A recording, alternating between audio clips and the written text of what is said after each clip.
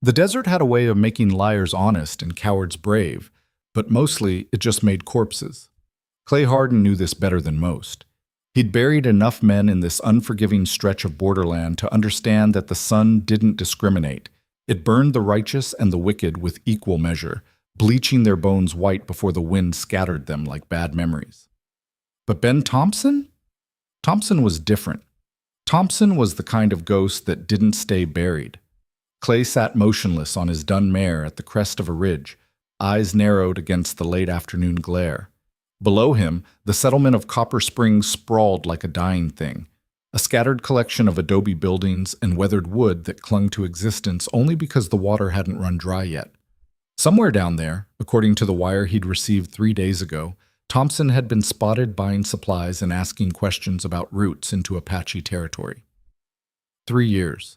3 goddamn years since that night in Yuma when everything Clay had built came crashing down in gunfire and flames. The scar tissue across his left shoulder pulled tight as he shifted in the saddle, a permanent reminder of how close he'd come to joining the dead that night. His wife Sarah hadn't been so lucky.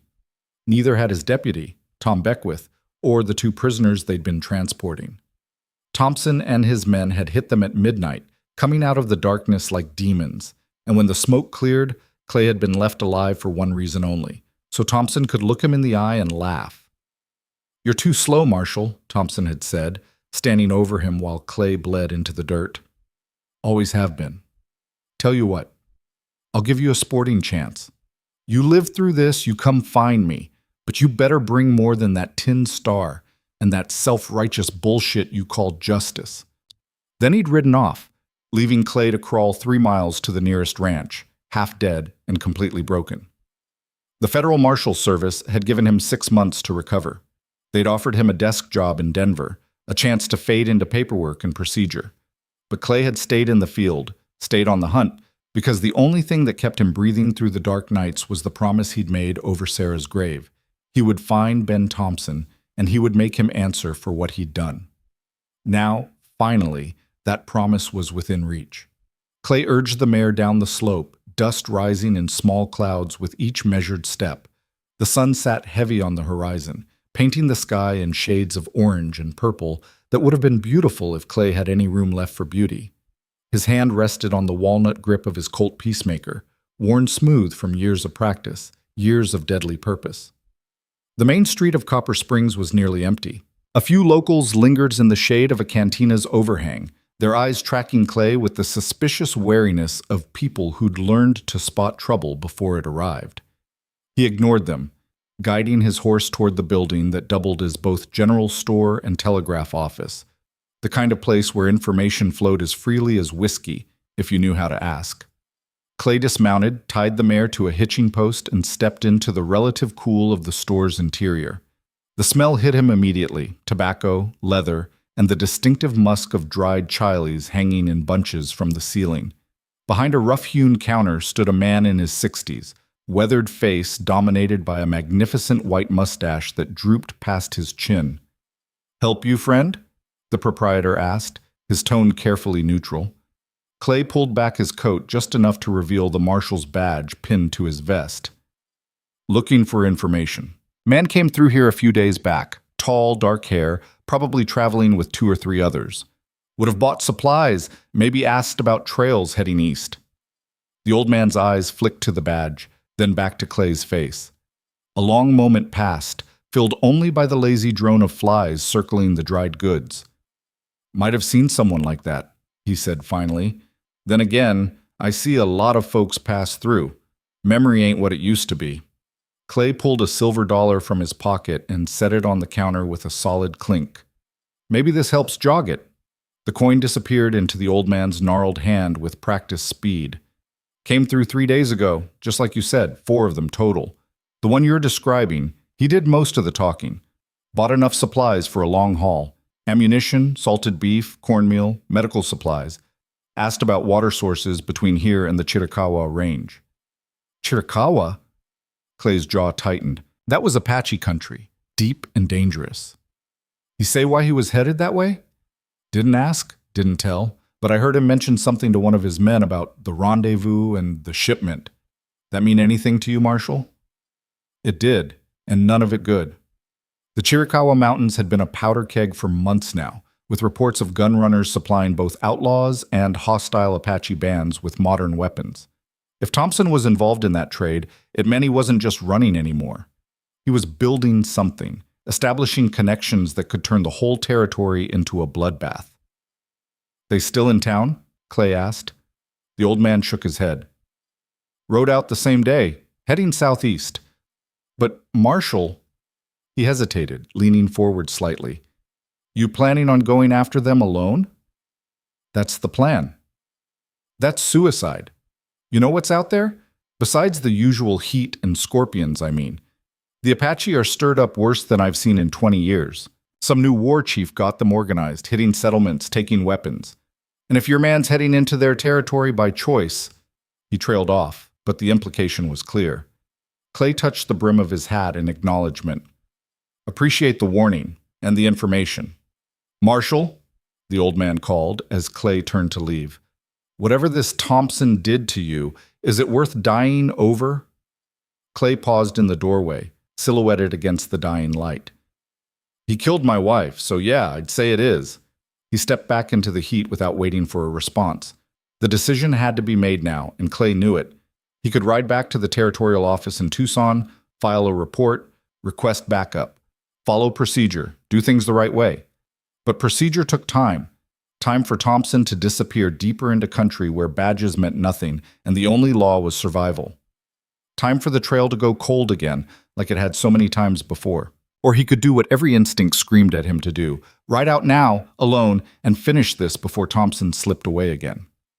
It wasn't even a choice, not really. It had stopped being a choice the moment Sarah died.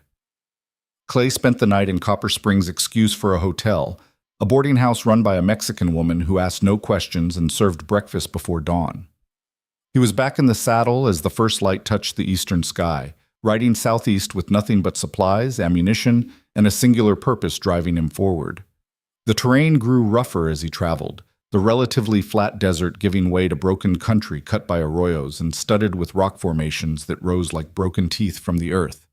Clay kept to Thompson's trail with the practiced eye of a man who'd spent years reading sign, disturbed stones, horse droppings, the occasional snapped twig where the outlaws had pushed through brush. By mid-morning of the second day, he knew he was getting closer.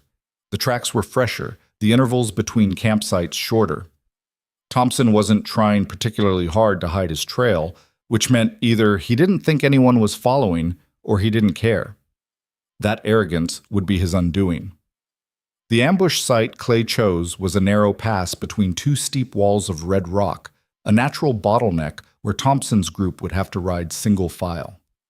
Clay positioned himself on the high ground, his rifle loaded and ready, his nerves steady despite the rapid hammer of his heart. This was it. 3 years of hunting, 3 years of empty nights and hollow victories, all coming down to this moment. He waited. The sun climbed higher, turning the rocks into a radiating oven. Sweat ran down Clay's spine, soaking into his shirt, but he didn't move. Couldn't move. This was what he'd been trained for, what he'd lived for since that night in Yuma. Then he heard it. The distant clop of hooves on stone, the jingle of tack, voices carrying in the still air. Clay's finger moved to the trigger as 4 riders came into view below him. He recognized Thompson immediately, even at this distance. The same loose-limbed confidence in the saddle, the same expensive hat that seemed out of place in this hard country. The other 3 were muscle, hired guns with eyes that swept the terrain constantly, almost constantly. Clay sighted down the barrel, centering the crosshairs on Thompson's chest. 1 shot, that's all it would take. 1 bullet to end the nightmare, to give Sarah's death meaning, to close the book on the darkest chapter of his life. His finger began to squeeze. A rock shifted behind him, just a tiny scrape of stone on stone, barely audible. Clay's instincts screamed a warning, but he was a half-second too slow. He rolled sideways as gunfire erupted, bullets spanging off the rocks where he'd been lying. He caught a glimpse of his attackers, 3 men positioned on the opposite ridge. Men he hadn't seen, hadn't even suspected. Thompson had known. The son of a bitch had known someone was following him and had laid a counterambush. Clay scrambled behind cover as more shots hammered the air, fragments of rock stinging his face. He returned fire blindly, trying to keep their heads down while his mind raced through options. The position was compromised, the element of surprise gone. Below him, Thompson and his men had scattered, taking cover and adding their own gunfire to the chaos. He was trapped, caught between two groups of shooters with nowhere to go but down. Sometimes the only way out was through.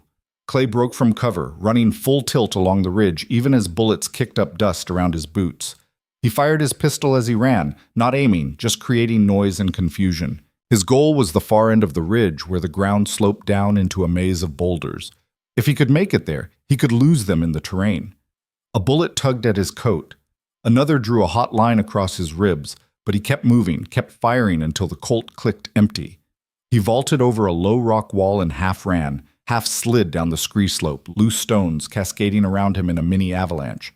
Gunfire chased him down, but the distance was increasing, the angles getting harder. Clay hit the bottom of the slope and dove into the boulder field, using every trick he'd ever learned to break his trail and confuse pursuit. He ran until his lungs burned, until his legs threatened to give out, until the gunfire faded to distant pops behind him. Only then did he stop, pressing his back against a sun-heated boulder and gasping for breath. His hand went to his side, came away bloody but not soaked. The bullet had gouged him, but not seriously. He'd live, which was more than could be said for his plan. Thompson had outmaneuvered him, had known someone would come, had prepared for it, and had turned Clay's ambush into a killing ground. The realization sat bitter in his gut like spoiled meat. But worse than the tactical failure was the knowledge that Thompson was now fully alert, fully warned. The slim advantage of surprise was gone. Whatever happened next would be on Thompson's terms, in Thompson's territory, with Thompson holding all the cards. Clay allowed himself 10 minutes to catch his breath and bind his wound with a strip torn from his shirt. Then he started moving again, because sitting still in this country was a death sentence. He needed water, needed to put more distance between himself and Thompson's men, needed to think. The sun was past its zenith when Clay found the canyon. It wasn't much, a slash in the rock barely wide enough for a horse, carved by flash floods over countless years, but it offered shade and a trickle of water seeping from the stone. He guided his mare into the narrow space, grateful for the relief from the relentless sun. That's when he saw her. She was crouched near the water source, filling a canteen, and her hand went to a rifle propped against the canyon wall the moment she heard his approach. Clay's own hand dropped to his pistol, but he didn't draw, not yet. They stared at each other across 20 feet of canyon floor, both calculating odds, both looking for advantage. She was younger than him, maybe late 20s, with dark hair pulled back in a practical braid and eyes that held the kind of hard-won wariness that only came from surviving in this country. Her clothes were trail-worn but well-maintained, and the rifle she now held with easy competence was a Winchester, clean and oiled. "That's far enough, friend," she said, her voice carrying clearly in the confined space. "This water's mine for the next hour. You can wait your turn or find another source." Clay kept his hand near his gun but didn't reach for it. Not looking for trouble, just water and shade. Everyone's looking for something out here. Usually trouble. Her eyes took in the fresh blood on his shirt, the dust coating him from his flight down the scree slope. "Looks like you found it already." "Had a disagreement with some folks a few miles back. Didn't end well." "For them or for you?" "Bit of both." Clay gestured slowly toward the water. "I can wait my turn, or we can share. But my horse needs water soon, and I'd rather not have to shoot you to get it." A thin smile crossed her face. "You could try. Wouldn't be the first time a man thought he could take what he wanted from me. Hasn't worked out well for them so far." The standoff stretched another few seconds, then Clay deliberately moved his hand away from his gun, holding both hands visible. "Name's Clay Harden, U.S. Marshal out of Tucson, and I genuinely don't want trouble with you, miss." Something shifted in her expression. Not trust, exactly, but a fractional easing of tension. "Abby Brennan. No occupation, no home, just trying to stay alive out here like everyone else." She lowered the rifle slightly. "You're a long way from civilization, Marshal. Federal badge doesn't mean much in Apache country." "I'm aware." Clay dismounted slowly, leading his mare forward. "You always this friendly to strangers?" "Only the ones who ride up on me bleeding and looking like they just lost a fight." She stepped aside, allowing him access to the water. What happened back there? Clay knelt by the seep, letting his horse drink first while he refilled his own canteen. The cool water tasted like salvation after the long, hot ride. Walked into an ambush. Tried to set one and walked into a counter ambush. Man, I'm tracking was smarter than I gave him credit for. Tracking someone out here? Abby's tone held a note of disbelief.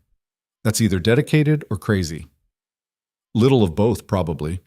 Clay looked up at her, taking her measure. She had the look of someone who'd been running for a while. The lean frame, the wary eyes, the way she positioned herself with clear lines of retreat. What about you? Women don't usually travel alone in this country unless they're running from something. Or toward something, she countered. Maybe I just like the scenery. In that case, your taste in landscapes could use work. That earned him a brief laugh, genuine and unexpected. Fair enough. Truth is, I'm heading toward California. Figured I'd cut through the southern route, avoid the settlements where people might know me. That kind of knowing, huh? She met his eyes directly. I don't know my story to every Marshal I meet in a canyon, Harden, just like you probably aren't telling me everything about this man you're hunting. Clay nodded, accepting that. Fair trade. Your secret's for mine. They fell into a companionable silence, both tending to their needs. Clay cleaned and bandaged his wound properly. The bullet had carved a shallow furrow across his ribs, but missed anything vital. Abby watched with the clinical detachment of someone who'd seen plenty of bullet wounds before. You planning to go after him again? She asked. This man you're tracking? That's the plan. Even though he just nearly killed you? Especially because of that. Clay stood, testing the bandage. It would hold. He's heading into the Chiricahuas, probably to meet with gun runners supplying the Apache. If I can catch him there, disrupt whatever deal he's making, I can kill two birds with one stone. Abby was quiet for a moment, her gaze distant. The Chiricahuas, that's deep country. You know there's a reason most white men stay out of there? I know, but I've come too far to turn back now. That's pride talking, Marshal. Pride gets you killed out here. Maybe.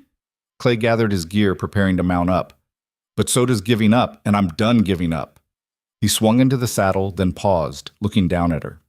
Something about this woman made him want to offer a warning, a piece of advice that might keep her alive. Abby, whatever you're running from, California's a long way off and the trail gets rougher from here. You sure you want to do it alone? She smiled, but there was no warmth in it. I've been alone for a while now, Marshal. I'm getting used to it. Clay touched his hat in farewell and turned his mare back toward the canyon mouth. He'd ridden maybe 50 yards when he heard the sound of hoofbeats behind him. He turned to see Abby mounted on a gray gelding, her rifle across her saddle. What are you doing? He called. She rode up beside him, her expression unreadable. Changing my mind about the route to California. Figure the northern way might be safer after all. And that means riding with someone who knows the country, even if he's crazy enough to walk into Apache territory on purpose. This isn't your fight, Abby. No, she agreed. But out here, a fight doesn't have to be yours to kill you. At least if I'm with a Marshal, I know which side I'm on when the shooting starts. She paused, then added, Besides, you're wounded and tired and about to ride into country where both those things will get you killed. You could use someone watching your back. Clay studied her, looking for the angle, the deception. But all he saw was a woman making the same kind of desperate calculation he'd made 100 times before, weighing the odds, choosing the least bad option from a selection of bad choices. I'm going after a killer, he said bluntly. Man named Ben Thompson. He's dangerous, he's smart, and he's got no conscience. If you ride with me, there's a good chance you end up dead. Sounds like most of the men I've known, Abby said. At least this time, I'll see it coming.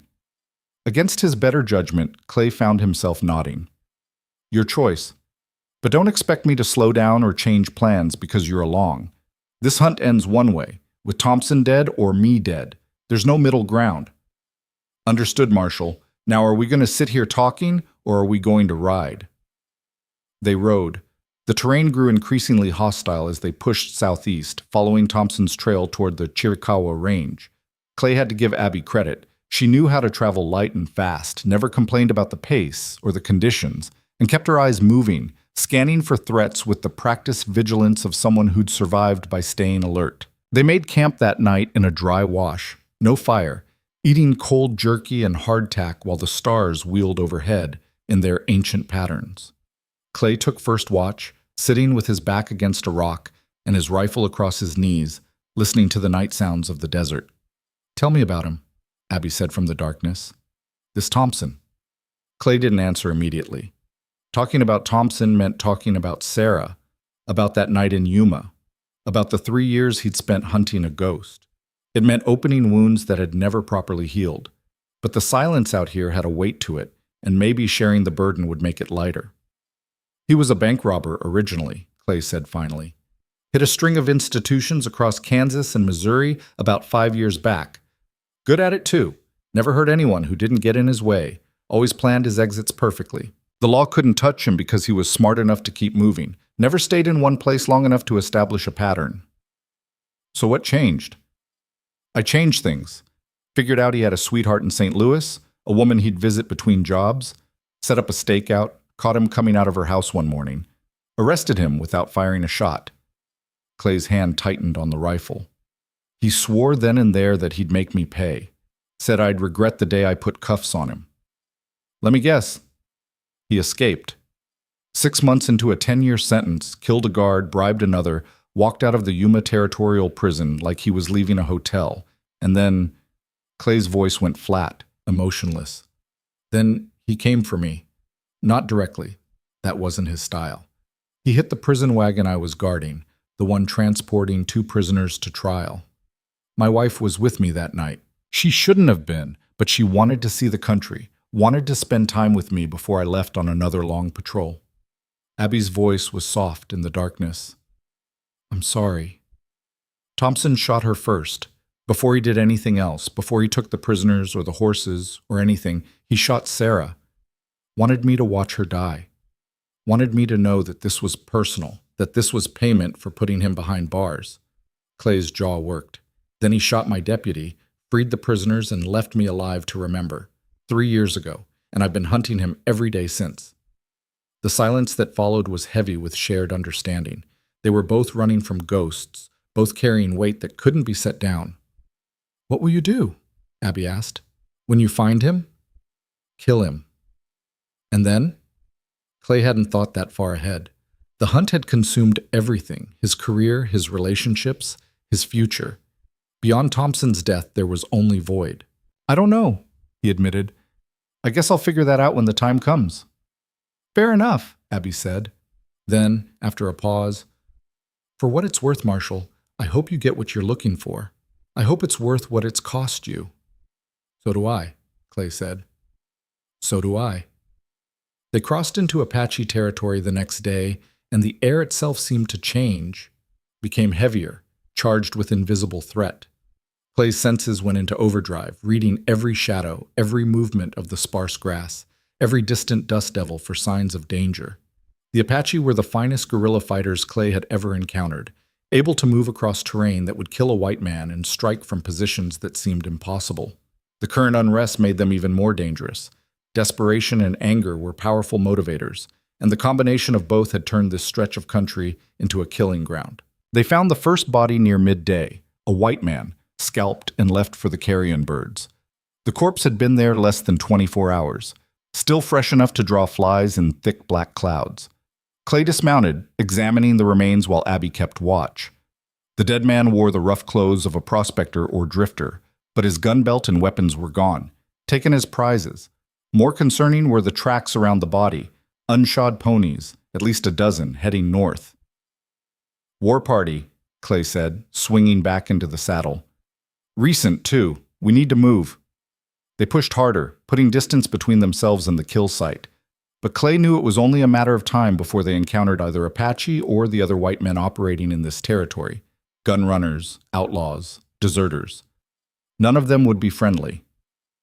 As the sun began its descent toward the western horizon, painting the Chiricahua peaks in shades of gold and crimson, Clay spotted movement ahead. He raised a hand, signaling Abby to stop, and reached for his field glasses. 2 riders, moving fast from the northwest, pushing their horses hard. One of them kept looking back over his shoulder, the universal sign of men being pursued. Clay tracked them until they disappeared into a dry riverbed about half a mile ahead. What do you see? Abby asked, her hand on her rifle. Trouble, Clay said. 2 men running from something. Could be Thompson's people, could be gun runners, could be random outlaws. But given where we are and where they're heading, he lowered the glasses. They're heading right for the spot where Thompson's trail leads. Could be coincidence. Don't believe in coincidence, not out here. Clay studied the terrain, weighing options. We can skirt around them, try to avoid contact. Or we can intercept, find out what they know. Or they could shoot us on sight and we learn nothing except what dying feels like. That's always a possibility, Clay conceded. Then he grinned, a flash of dark humor in his weathered face. But where's the fun in playing it safe? Abby shook her head, but there was the hint of a smile on her lips. You really are crazy, Marshal. Probably. You coming or staying? She checked her rifle, ensured a round was chambered. Hell, I've come this far. Might as well see how it ends. They rode toward the riverbed at an angle, approaching from the side so they wouldn't skyline themselves. Clay kept his hand near his gun but didn't draw, not yet. The key to survival out here was reading situations correctly, knowing when to fight and when to talk. As they neared the riverbed, Clay heard voices, angry, desperate voices arguing in harsh whispers. He dismounted, signaling Abby to do the same, and they approached on foot using the eroded banks for cover. Telling you, they're right behind us. We need to keep moving. And I'm telling you my horse is done. Look at him. He's blown. He can't run anymore. Clay edged forward until he could see down into the riverbed. 2 men stood beside their horses, both animals lathered and heaving. One of the men was older, grizzled, with a scar running from his eye to his jaw. The other was younger, barely out of his teens, eyes wide with fear. The older one turned suddenly, his gun clearing leather with practiced speed, pointing directly at Clay's position. Come out slow, friend, or I start shooting. Clay stood, keeping his hands visible but ready. Easy there. Just passing through, same as you. Bullshit. Nobody just passes through this stretch of hell. The man's eyes narrowed, taking in Clay's badge. A Marshal. Perfect. Just what we need. Rap, we don't have time for this, the younger man hissed. They're coming. Who's coming? Clay asked, stepping fully into view. Abby emerged behind him, her rifle held in a non-threatening but ready position. The older man, Rap, laughed bitterly. Who isn't? We got Apache on our trail from the west, and we just made some people very unhappy to the north. Take your pick of which kills us first. What people? Clay pressed. Rap studied him for a long moment, then seemed to make a decision. You're hunting someone. I can see it in your eyes. Got that same look I had before I gave up pretending to be one of the good guys. Who is it? Man named Ben Thompson. Outlaw, killer. Heard he was heading into this area. Something flickered across Rap's face. Recognition, maybe calculation. Thompson. Yeah, I know that name. There's a bounty on him, couple $1,000. That what you're after, Marshal? The reward money? I'm after justice. Same thing, usually, just with different paperwork. Rap holstered his gun, but his hand stayed near it. I'm Rap Carlton, bounty hunter out of El Paso. This here's Billy, my apprentice, though I'm starting to think he's more trouble than he's worth. We've been tracking some gun runners, trying to find out where they stash their weapons before they sell to the Apache. Figured there might be a reward in it, or at least some guns we could confiscate and sell ourselves. Let me guess, Clay said. You found them. Found them, followed them, and then got spotted. They took exception to our nosiness. Been running ever since. Rap looked at Billy's exhausted horse. But we ain't gonna make it much farther, not with his mount done in. The sound of hoofbeats echoed from the west, distant but growing closer. All 4 of them tensed, weapons coming up. Clay made a snap decision, the kind that would either save them or kill them. There's a rock formation about 2 miles southeast of here. Offers good cover and high ground.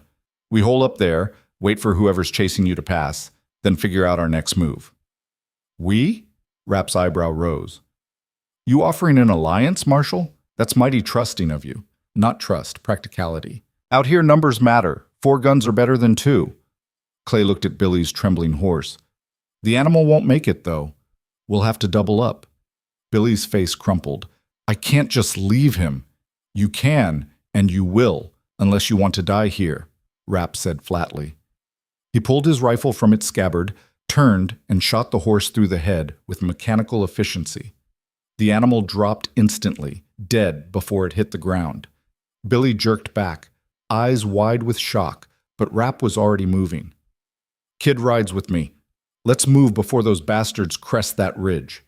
They rode hard for the rock formation Clay had spotted, the four of them pushing the remaining three horses as fast as they dared. Behind them, the sounds of pursuit grew louder. Multiple riders, moving fast and angry. The rocks rose before them like broken fingers clawing at the sky, offering a maze of cover and elevated positions. Clay led them into the formation's heart, then up a narrow path to a shelf that gave them a commanding view of the approaches. They'd barely gotten into position when the riders appeared, 6 men, heavily armed, scanning the ground for tracks. Clay recognized one of them from Thompson's group at the failed ambush. These were Thompson's men, which meant the gun runners Rap had been following and the outlaws Clay was hunting were connected. All the pieces were finally coming together. The riders passed below without spotting their hiding place, moving southeast with grim purpose. Once the hoofbeats faded, Clay turned to Rap. "Tell me everything you know about those gun runners, where they operate, who they're selling to, and most importantly, where they're based." Rap grinned, showing teeth stained from tobacco. "Well now, Marshal, that's valuable information. What's it worth to you?" Clay's hand dropped to his gun. "Your life. How's that for value?" "Easy there." Rap held up his hand, still grinning. "I'm just playing. Truth is, I could use someone like you. Someone official in case things go sideways and we need legal cover. Plus you're hunting Thompson, and from what I've learned, Thompson's in bed with these gun runners. Our interests align, at least for now.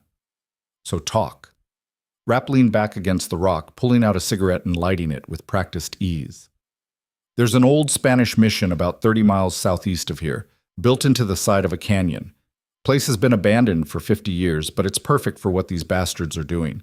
Thick walls, natural defenses, and remote enough that the army doesn't patrol anywhere near it. That's where they're storing the weapons. Hundreds of rifles and ammunition, waiting for the Apache to come up with enough gold or horses to trade." "And Thompson's involved how?" "He's the middleman, from what I gathered. He's got connections back east, knows people who can steal military weapons from armories and transport them west. The gun runners here pay him in gold taken from raids and robberies, then sell the weapons to the Apache at a markup. Everyone profits except the settlers getting killed with those guns." Clay's jaw tightened. So Thompson wasn't just running anymore. He'd built himself into a crucial part of a network that was fueling the violence across the territory. Taking him down meant potentially shutting down the whole operation. "How many men at the mission?" Clay asked. "Dozen, maybe 15 when I scouted it. Plus however many Apaches show up for the next exchange." Rap blew smoke toward the darkening sky. "You're not seriously thinking about hitting that place, are you? Because that's suicide, Marshal, even with 4 of us." "I'm thinking about it," Clay said, "but I need more information first. Layouts, patrol patterns, when the next exchange is scheduled." 3 days from now," Rap said. "Heard them talking about it when I was sneaking around. Big shipment coming in, biggest yet. Apache chief himself is supposed to come negotiate the trade." 3 days. Clay's mind raced through possibilities, strategies, risks. A frontal assault was impossible. They'd be cut down before they got within rifle range. But if he could get inside somehow, create chaos from within while the exchange was happening. "You're actually considering this," Abby said, reading his expression. "You're thinking about walking into a fortified mission full of gun runners and hostile Apache just to get one shot at Thompson." "That's exactly what I'm thinking." She laughed, but there was no humor in it. "I was wrong before. You're not crazy, Marshal. You're completely insane." "Maybe," Clay said, "but I'm also right. This is the best chance we're going to get. Thompson will be there, surrounded by men he thinks are loyal, in a place he thinks is secure. His guard will be down. And when the Apache show up for the exchange, everyone's attention will be on the negotiations, not on watching for threats from inside." "Even if you could get inside," Rap said, "which I doubt, how do you plan on getting out? Because killing Thompson won't mean much if you die doing it." Clay met his eyes. "Who says I'm planning on getting out?" The words hung in the air, heavy with implication. Abby looked away, her jaw tight. Billy swallowed hard. Rapp just nodded slowly, understanding. A suicide run, the bounty hunter said. For revenge. Hell, Marshal, I've seen men do crazier things for less. But you should know. If you go in there and get yourself killed, Thompson wins. He took your wife. And then he took you. That's a victory in my book. Maybe, Clay said. Or maybe I take him with me. And that's victory enough. The sun finally set, plunging them into darkness broken only by starlight. They made a cold camp on the rock shelf, taking turns on watch while the others tried to rest. But Clay couldn't sleep, couldn't stop his mind from churning through plans and possibilities. Sarah's face haunted him in the darkness. He'd failed to save her, failed to protect her. But he could still make her death mean something, could still ensure that Thompson paid the price for what he'd taken. Abby moved up beside him during his watch shift, sitting close enough that he could feel the warmth of her presence. There's another way, she said quietly. You could ride back to Tucson, get a full company of soldiers, come back with overwhelming force.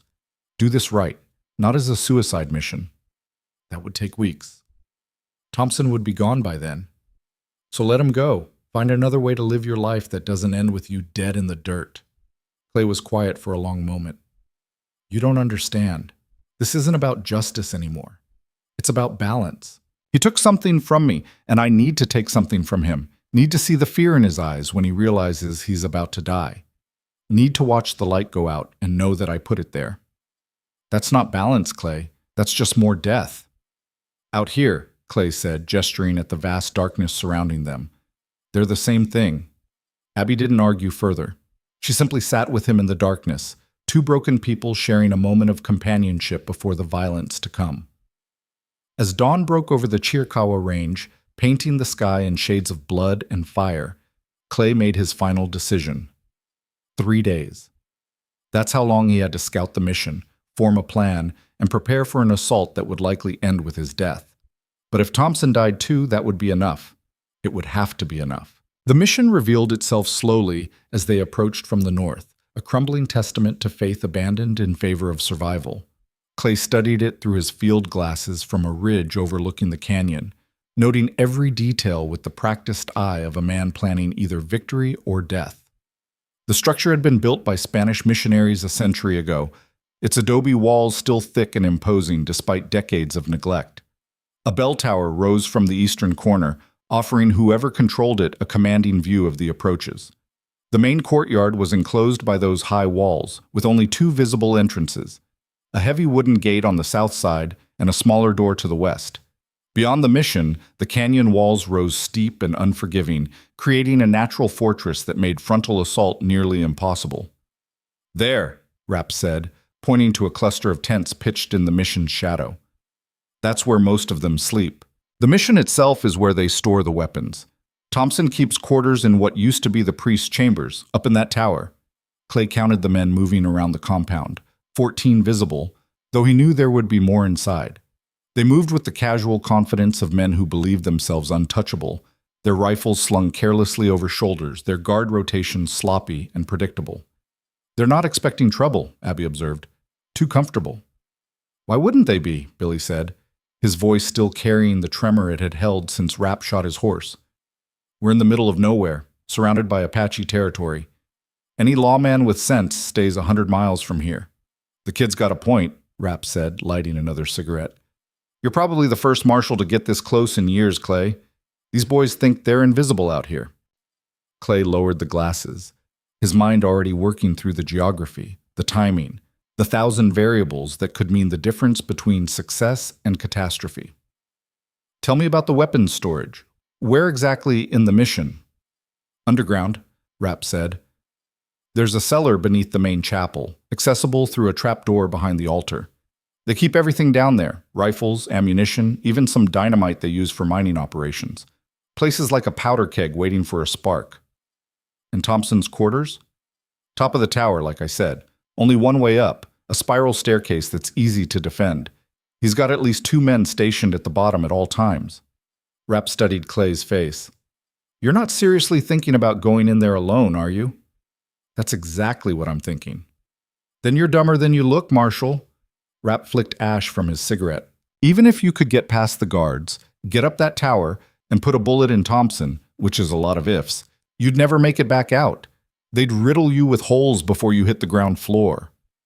I'm aware of the risks. Are you? Abby's voice was sharp, angry. Because from where I'm sitting, it looks like you're just planning to throw your life away. And for what? A ghost? A woman who's been dead for 3 years? Clay's jaw tightened. You don't know what you're talking about. Don't I? I've seen that look before, Clay. Seen it in men who've given up, who've decided dying is easier than living. My father had that look right before he walked into a saloon and picked a fight with 5 armed men. You know what I remember most?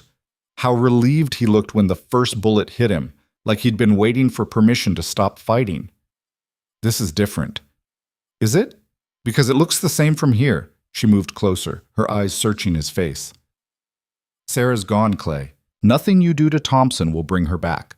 All you'll accomplish is adding your name to the list of bodies he's left behind. The words hit harder than Clay wanted to admit, cutting through the armor of purpose he'd built around himself. But before he could respond, Billy's voice cut through the tension. Someone's coming, from the south. They all turned to look. A line of riders was approaching the mission, 7 men leading pack horses laden with crates. Even from this distance, Clay could see the military markings on some of the boxes. The weapons shipment, Rapp said. They're early.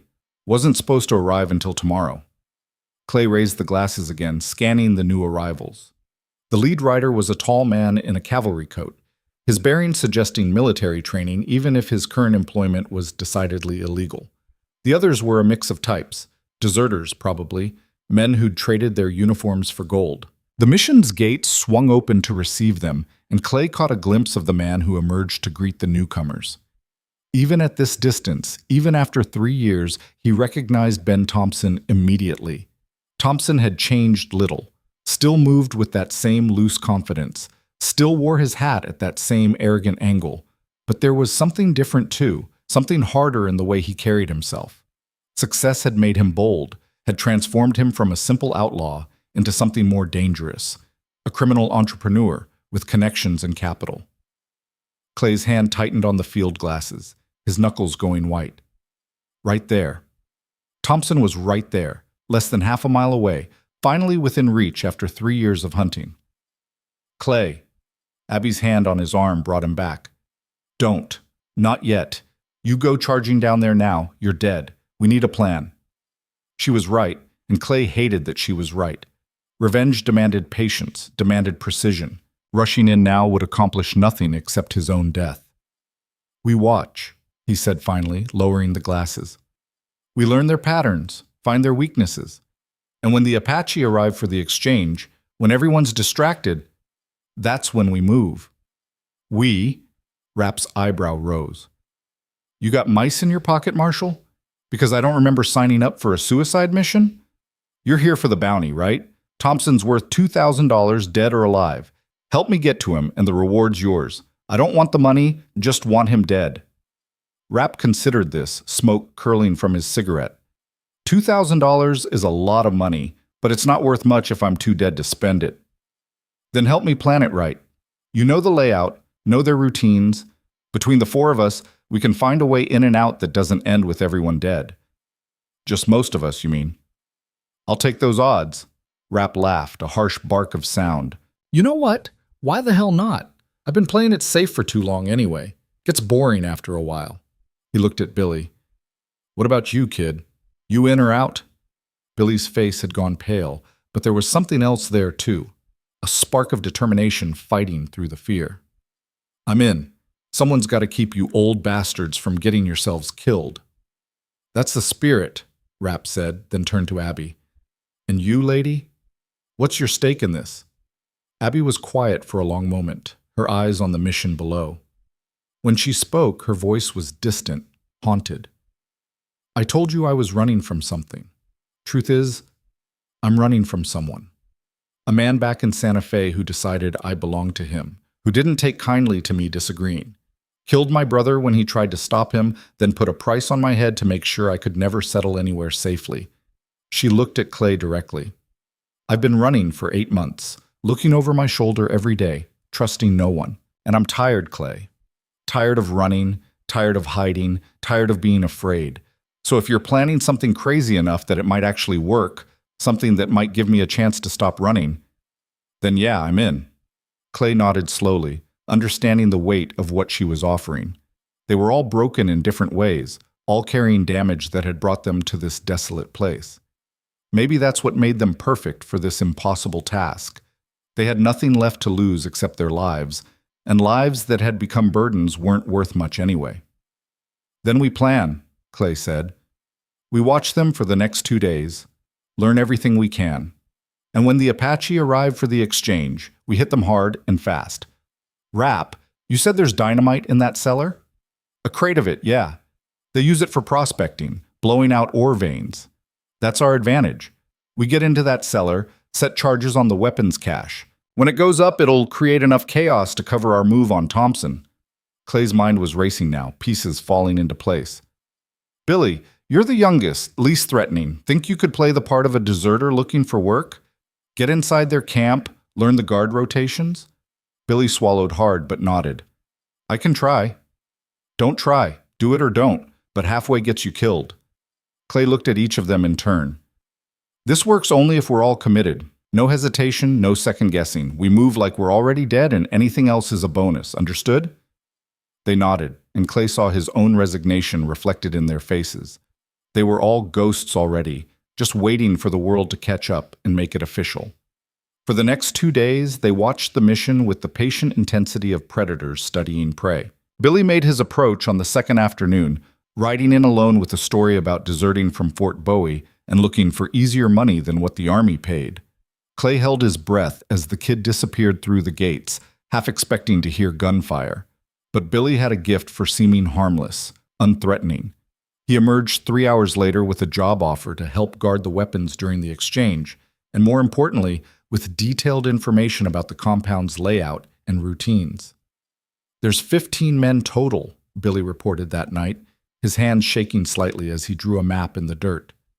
Thompson keeps to the tower mostly, comes down twice a day for meals.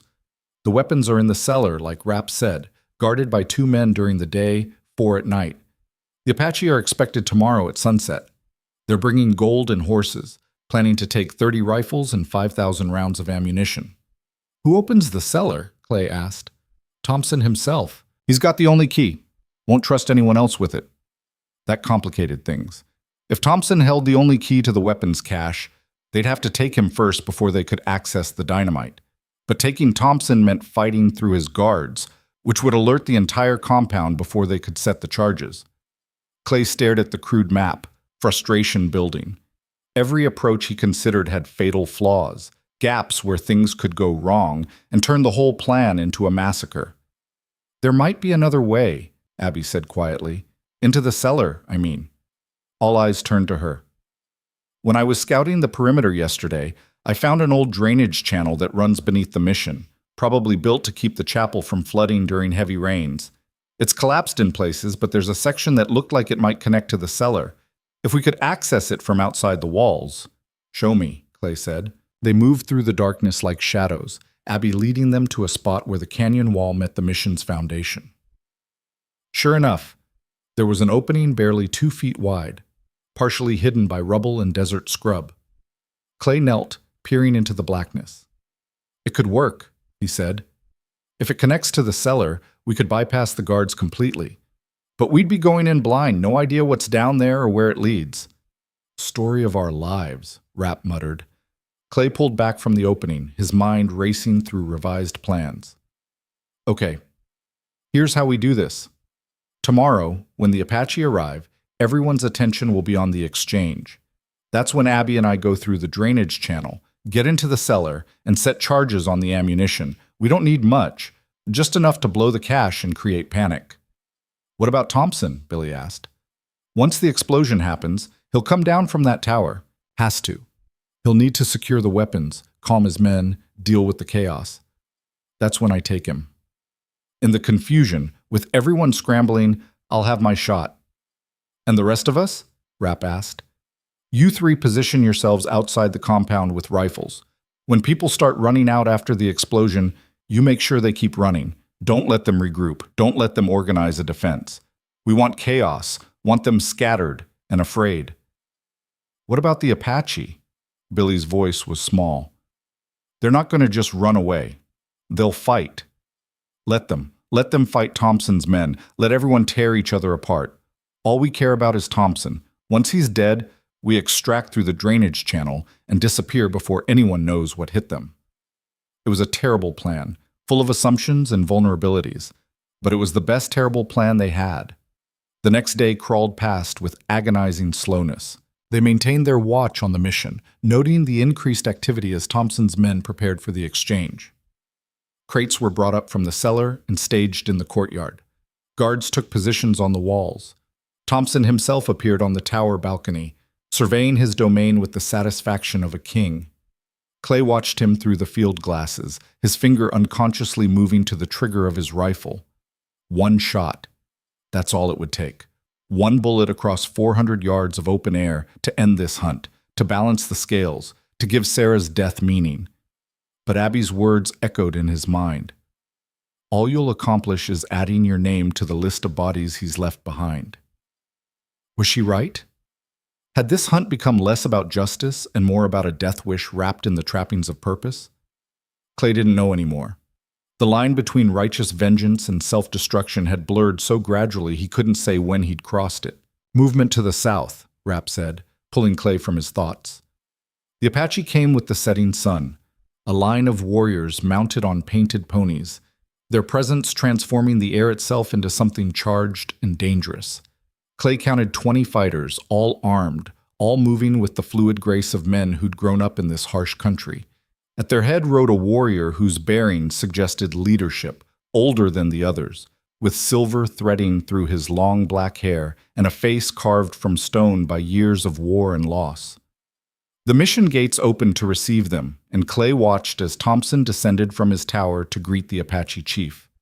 Even from this distance, the tension was palpable.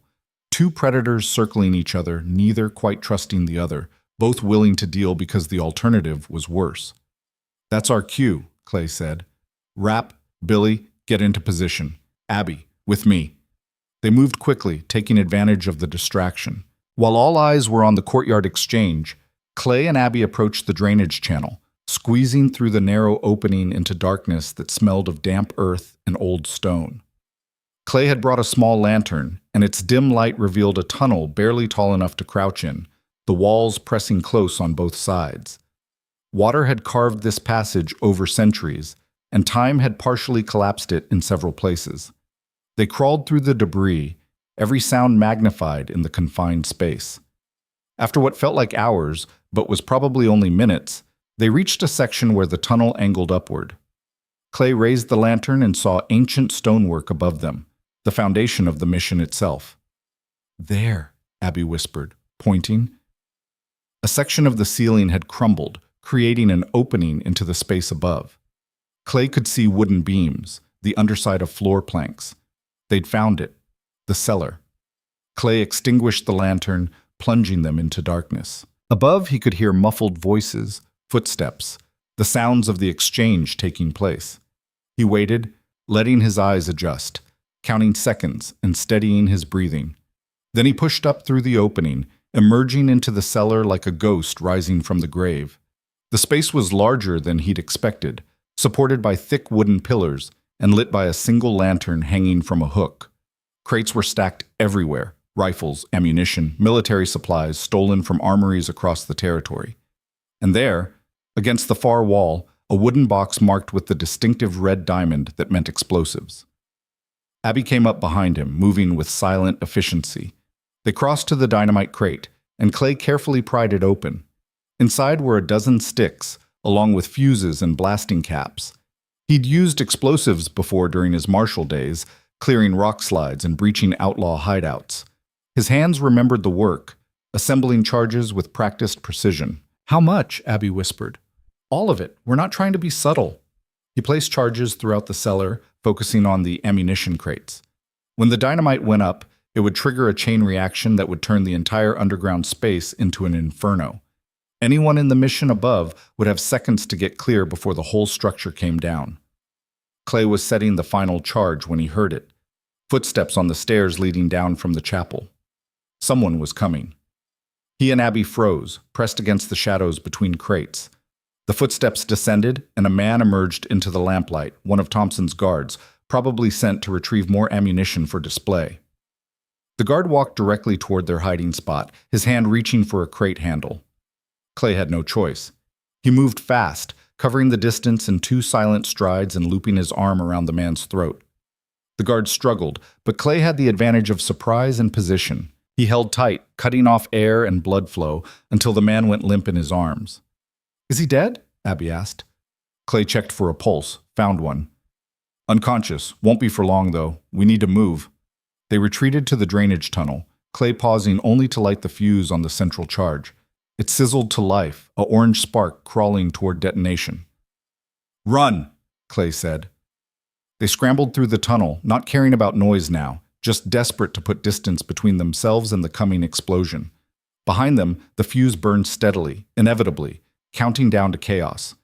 They burst from the tunnel opening just as the world erupted. The explosion was enormous, a pillar of fire and smoke that punched through the mission's roof and lit up the evening sky. The shockwave knocked them both flat, and for a moment Clay couldn't hear anything except a high-pitched ringing. Then the screaming started. Men poured from the mission, some on fire, others bleeding, all of them panicking. The Apache warriors scattered, confused by the sudden violence. Thompson's men tried to organize, but the collapse of the weapons cache had destroyed their central resource and killed at least 6 of their number in the initial blast. Clay dragged himself to his feet, his ears still ringing, his vision swimming. Through the smoke and chaos, he saw Thompson emerging from the tower, his face a mask of rage and confusion. Their eyes met across the devastation. Recognition flashed in Thompson's expression, followed quickly by something darker. Understanding. He knew that Clay had found him, had tracked him across 3 years and half a territory, had come for the reckoning that had been delayed too long. Thompson's hand dropped to his gun. Clay was faster. His first shot took Thompson in the shoulder, spinning him around. The second went wide as someone crashed into Clay from the side. One of Thompson's men, tackle-blocking him to the ground. They wrestled in the dirt, the guard going for Clay's throat, while Clay tried to bring his gun to bear. A knife appeared in the man's hand, arcing toward Clay's chest. Then the guard's head snapped back, a hole appearing in his forehead. He collapsed, and Clay looked up to see Abby standing there with her smoking rifle. "Go!" she shouted. "I've got your back!" Clay scrambled to his feet and ran toward the mission. Thompson had disappeared into the chaos, wounded but mobile. Around them, the fight had dissolved into something primal. Thompson's men fighting the Apache, everyone fighting everyone. The air thick with smoke and gunfire and the screams of the dying. Clay pushed through it all, his focus narrowed to a single purpose. Find Thompson. Finish this. He caught movement in the tower, a shadow ascending the spiral stairs. Thompson, retreating to his stronghold, to the one place he could defend against pursuit. Clay followed, taking the stairs 2 at a time despite the burning in his lungs. The stairwell was narrow, barely wide enough for one man, each step worn smooth by centuries of foot traffic. Perfect killing ground for anyone holding the high ground. A shot rang out from above, the bullet spanging off stone inches from Clay's head. He pressed against the outer wall, returning fire blindly upward, just trying to keep Thompson moving. Another shot, another near miss. Thompson was no fool. He knew how to use terrain, how to make every advantage count. But Clay had spent 3 years preparing for this moment. 3 years of practice, planning, imagining every possible scenario. He'd walked this path in his mind 1,000 times, and now his body followed the script muscle memory had written. He reached the top of the stairs and dove through the doorway, rolling as Thompson fired again. The bullet cracked past where Clay's head had been, and then Clay was up, his own gun tracking, finding Thompson silhouetted against the dying light from the tower window. They fired simultaneously. Thompson's bullet caught Clay in the left arm, numbing it instantly. Clay's shot hit Thompson's center mass, punching through his chest and painting the wall behind him red. Thompson staggered, his gun clattering to the floor. He looked down at the spreading stain on his shirt, then up at Clay, and laughed, a wet, bubbling sound. "Told you. You were too slow, Marshal," he gasped. "Took you 3 years to catch up." Clay walked forward, his gun steady despite the pain in his arm. "I caught you. That's all that matters." Did you? Blood trickled from Thompson's mouth. Look around, Harden. Look at what you destroyed to get to me. How many bodies out there? How many because of your vengeance? Because of you, Clay corrected. This all started with you, Thompson. You made the choice to kill Sarah to start this war. I'm just finishing it. Finishing it? Thompson slumped against the wall, his strength fading. You think this ends anything? You're just like me now, killer wearing a badge. No different. I'm nothing like you. Keep telling yourself that. Thompson's eyes were glazing, but his smile remained. Maybe someday you'll believe it. He died with that smile still on his face, the light fading from his eyes like a guttering candle. Clay stood over him, waiting to feel something, triumph, satisfaction, closure. But there was only emptiness, a hollow space where purpose used to be. Sarah was still dead. Thompson dying didn't change that. 3 years of hunting, of sacrificing everything for this moment, and all Clay felt was tired. Gunfire erupted from below, pulling him back to the present. He was still in the tower, still in the middle of a war zone, still bleeding from a bullet wound. Thompson was dead, but the job wasn't finished. Clay descended the stairs, moving carefully on legs that suddenly felt unsteady. The courtyard was carnage, bodies everywhere, friend and foe indistinguishable in the smoke and darkness. The Apache had withdrawn, taking their dead with them but leaving plenty of Thompson's men behind. He found Abby near the mission gates, her rifle empty, her face streaked with powder burns. Rapp and Billy had come down from their sniper positions and were helping her hold the entrance against 2 of Thompson's men who'd tried to escape. The last 2 surrendered when they saw Clay emerge, saw the blood on him and the emptiness in his eyes. They knew a man with nothing left to lose when they saw one. Thompson? Rapp asked. Dead. Then we need to leave, now, before the Apache regroup or more of these bastards show up. Rapp gestured at the devastation around them. We just started a war, Marshal, and I don't plan on being here when the army arrives to sort out the mess. Clay nodded numbly. Rapp was right. They'd accomplished what they came for, but the cost was only beginning to reveal itself.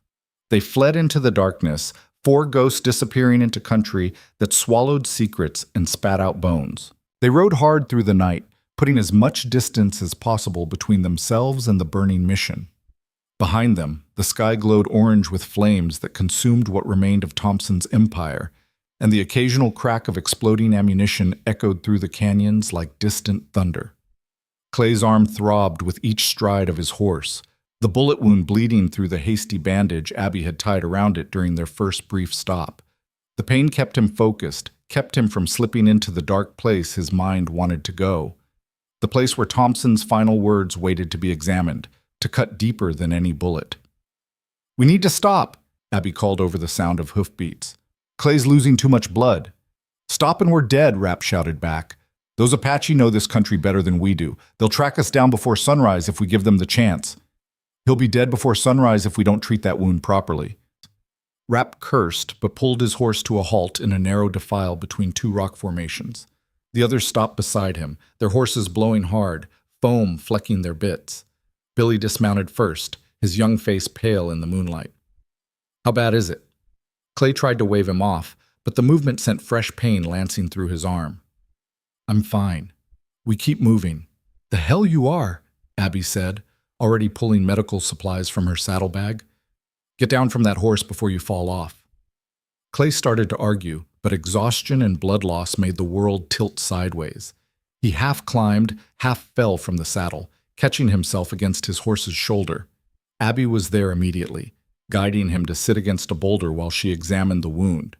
The bullet had passed clean through the meat of his upper arm, missing bone but tearing muscle. Abby worked with efficient hands, cleaning the wound with whiskey that made Clay's vision white out for a moment, then packing it with strips torn from her own shirt. You're lucky, she said, wrapping the bandage tight. Another inch to the right, and it would have shattered your humerus. You'd have been finished. Don't feel lucky, Clay muttered. Rapp stood watch at the entrance to the defile, his rifle ready, eyes scanning the darkness.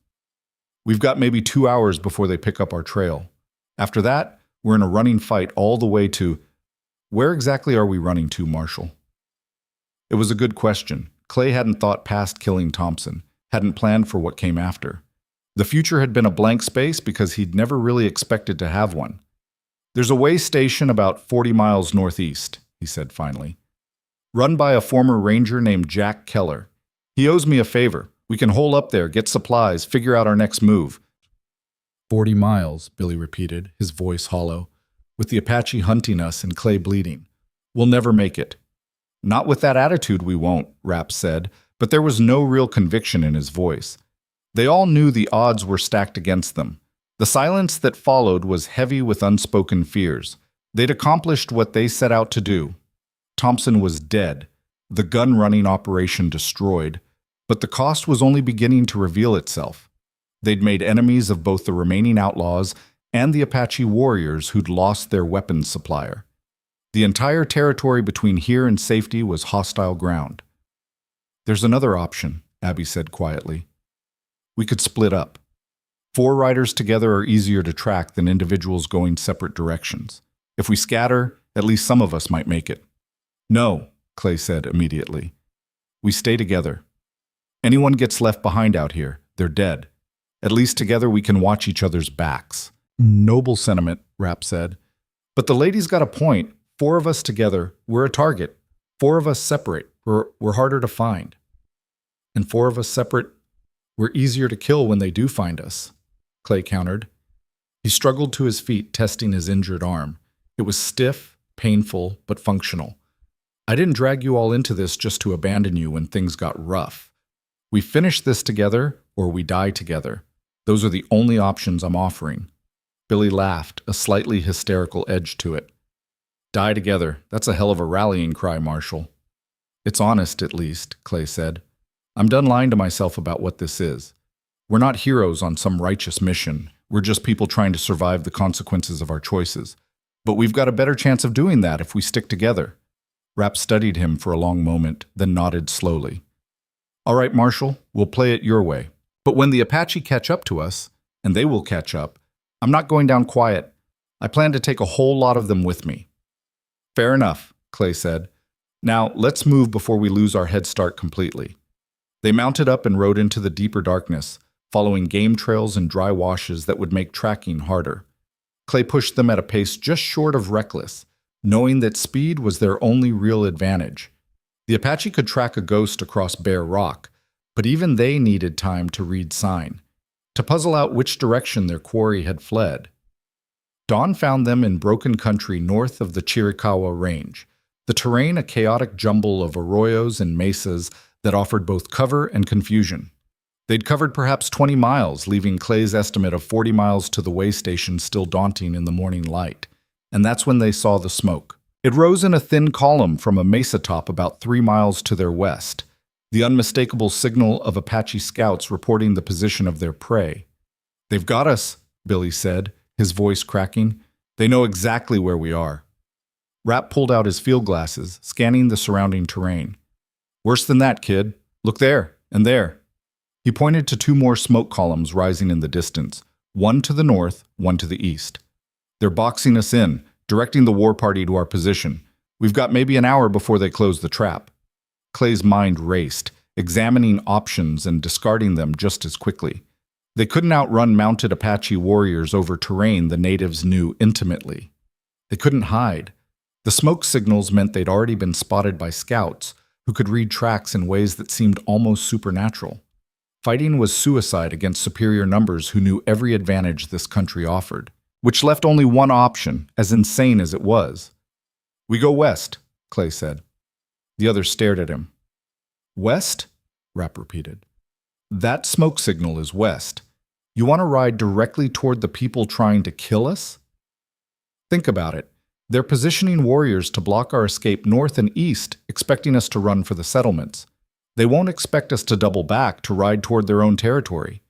Clay pointed to a distant line of cliffs barely visible through the morning haze. Those are the Dragon Springs. There's supposed to be a stronghold there, one of the Apache's sacred places. If we can reach it before they close the trap, we might be able to use it as a defensive position. You want to ford up in an Apache sacred site? Abby's eyes were wide. That's not brave, Clay. That's insane. You have a better idea? She didn't, and they all knew it. The trap was closing, and conventional escape routes were already blocked. Sometimes the only way out was through. They turned west toward the smoke signal, toward the very heart of what they should have been fleeing. The irony wasn't lost on Clay. He'd spent 3 years running toward danger, toward Thompson, and now in the aftermath of that hunt, he was still doing it, still choosing the path that led deeper into darkness. Maybe Thompson had been right. Maybe they were the same. The thought sat bitter in Clay's mind as they rode, but he pushed it away, focusing on the immediate problem of survival. Philosophy was a luxury for men who expected to see tomorrow. For men being hunted across hostile territory, the only question that mattered was what happened in the next hour, the next mile. They were crossing an exposed stretch of desert when the first Apache warriors appeared on the ridge behind them. 5 riders, moving fast and confident. Rapp saw them first and let out a string of curses that would have made a mule skinner blush. "Contact rear, 5 riders, closing fast." "Don't engage," Clay ordered. "We run. Save ammunition for when we've got cover."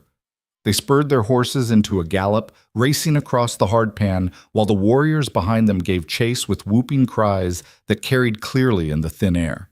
More riders appeared on their flanks, the trap springing shut, warriors converging from multiple directions like wolves running down wounded prey. Bullets began to crack past them, the Apache using rifles they'd either captured or traded for.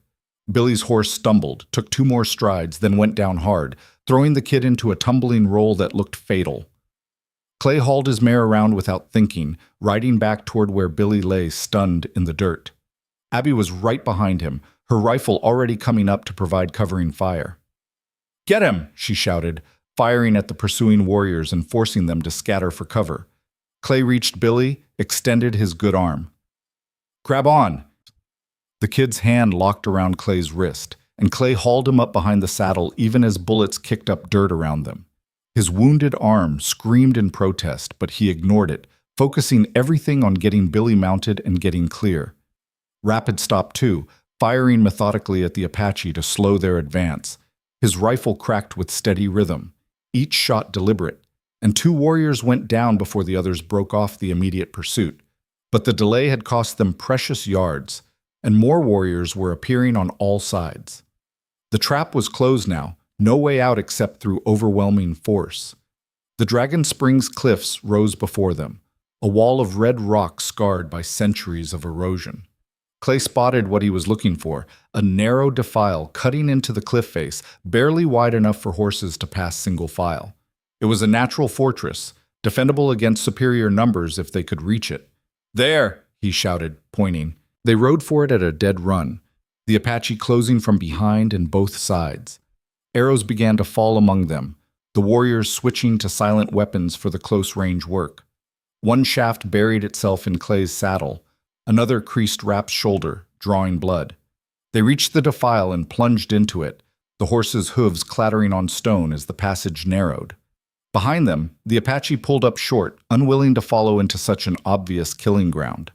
The defile opened into a natural amphitheater carved into the cliff face, a roughly circular space perhaps 100 feet across, with walls rising sheer on 3 sides and only the narrow entrance they'd come through.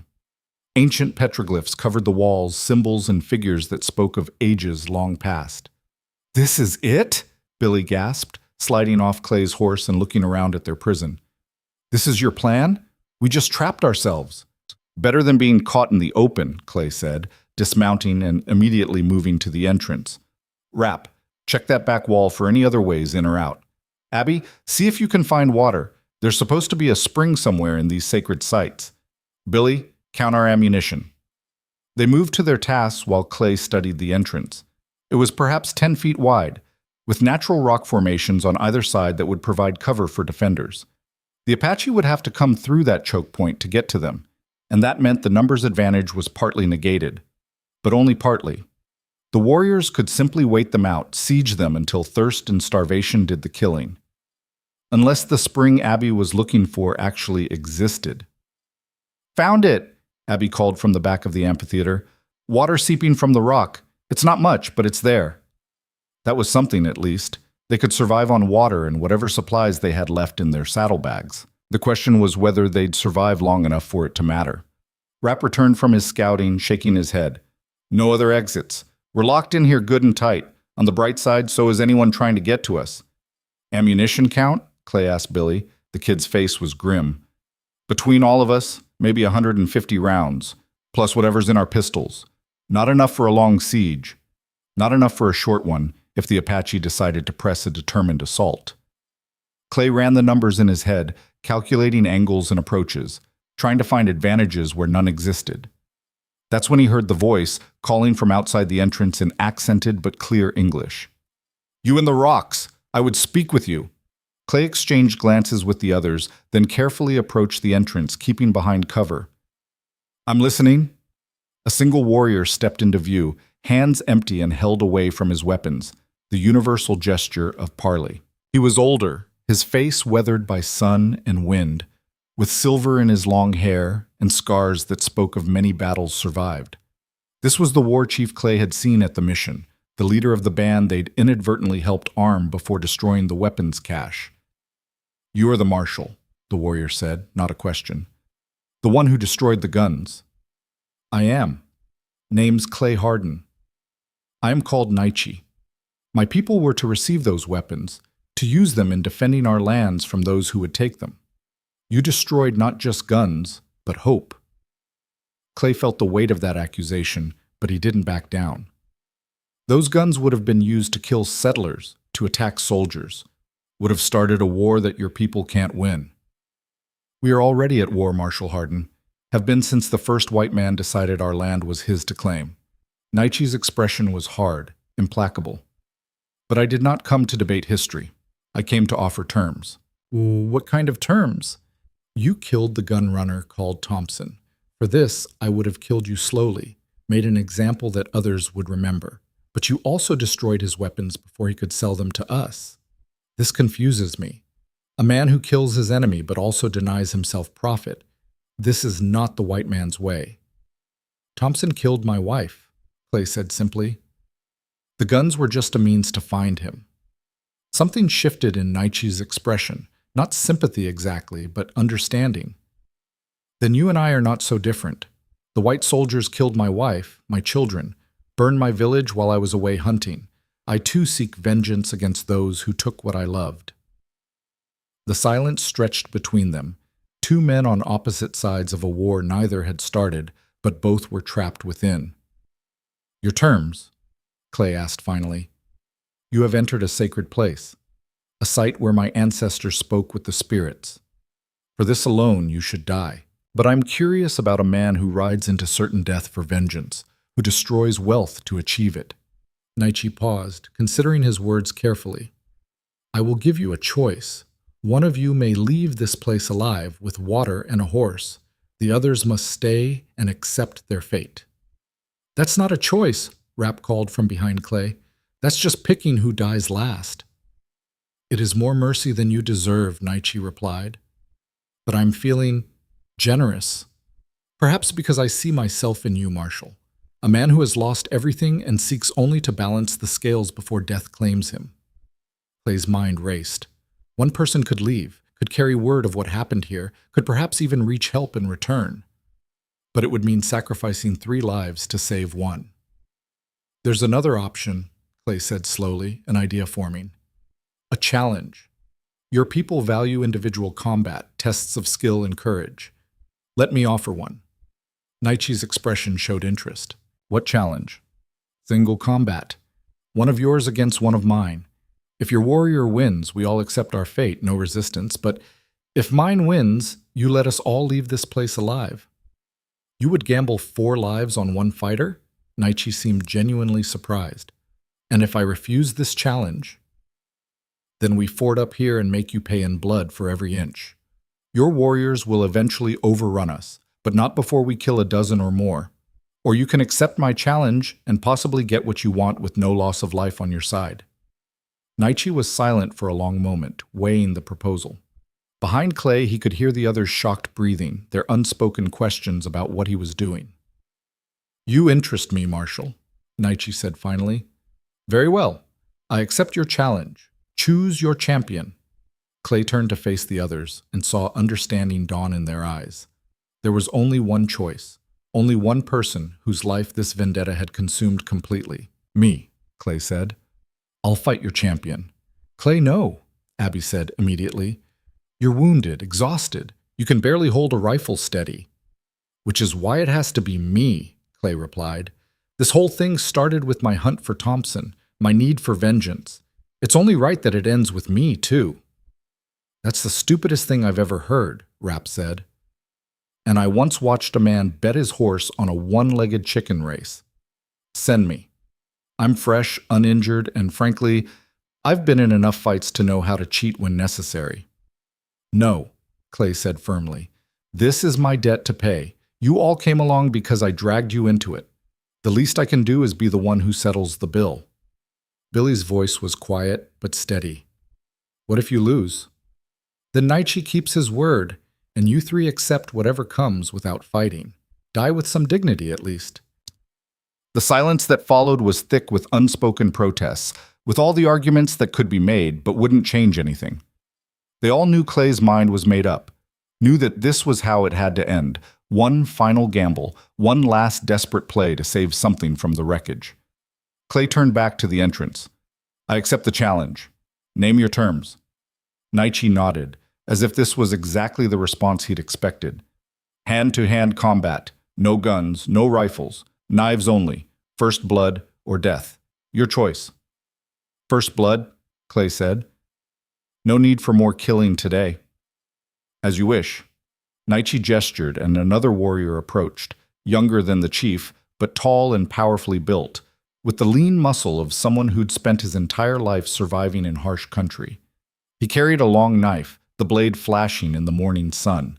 Clay checked his own knife, a 7-inch Bowie with a bone handle, well-balanced and wickedly sharp. He'd carried it for years, used it for everything from skinning game to cutting rope. Now it might be the tool that saved or ended his life. He stepped out of the defile into the open ground before it, feeling the eyes of both his companions and the gathered Apache warriors watching. The space between life and death had narrowed to this moment, to this fight, to whatever happened in the next few minutes. The Apache warrior moved into position opposite Clay, his stance relaxed but ready. He was younger, faster, uninjured. Every advantage belonged to him except one. Clay had nothing left to lose, and men with nothing to lose were the most dangerous opponents of all. Your name? Clay asked the warrior. Cochilo, the young man replied. It means knife. A name I earned in combat against your soldiers. Then let's hope you live up to it, Clay said. Naichi raised his hand, then dropped it. Begin! Cochilo moved first, coming in fast and low, his blade seeking Clay's midsection. Clay twisted away, his wounded arm protesting the movement, and countered with a slash that Cochilo easily avoided. They circled each other, probing for openings, each testing the other's speed and skill. Clay's military training had included knife fighting, but it had been years since he'd used those skills for anything but practice. Muscle memory guided his movements, but his body was slower than his mind, delayed by injury and exhaustion. Cochilo came again, a faint high followed by a real strike low. Clay barely got his knife down in time to deflect the blow, the clash of steel on steel ringing across the open ground. He riposted immediately, driving Cochilo back with a series of quick cuts that came closer to connecting than the Apache warrior probably liked. But Clay's wounded arm was weakening, the earlier exertion and fresh combat opening the wound beneath Abby's careful bandaging. He could feel blood running down his arm, making his grip slippery. Cochilo saw it too, saw the weakness, and moved to exploit it. He attacked the injured side, forcing Clay to defend with his weak arm, driving him back step by step toward the rock wall. Clay's boot caught on a stone and he stumbled. Cochilo lunged for the kill, but Clay had been waiting for exactly this moment, had deliberately shown more weakness than he felt, drawing his opponent in. As Cochilo committed to the lunge, Clay dropped into a crouch, letting the blade pass over his head, and drove his own knife upward in a textbook disemboweling strike. Only he turned the blade at the last instant, pulling the cut so it merely scored a long, shallow line across Cochilo's ribs instead of gutting him. First blood. Cochilo staggered back, looking down at the red line across his torso in shock.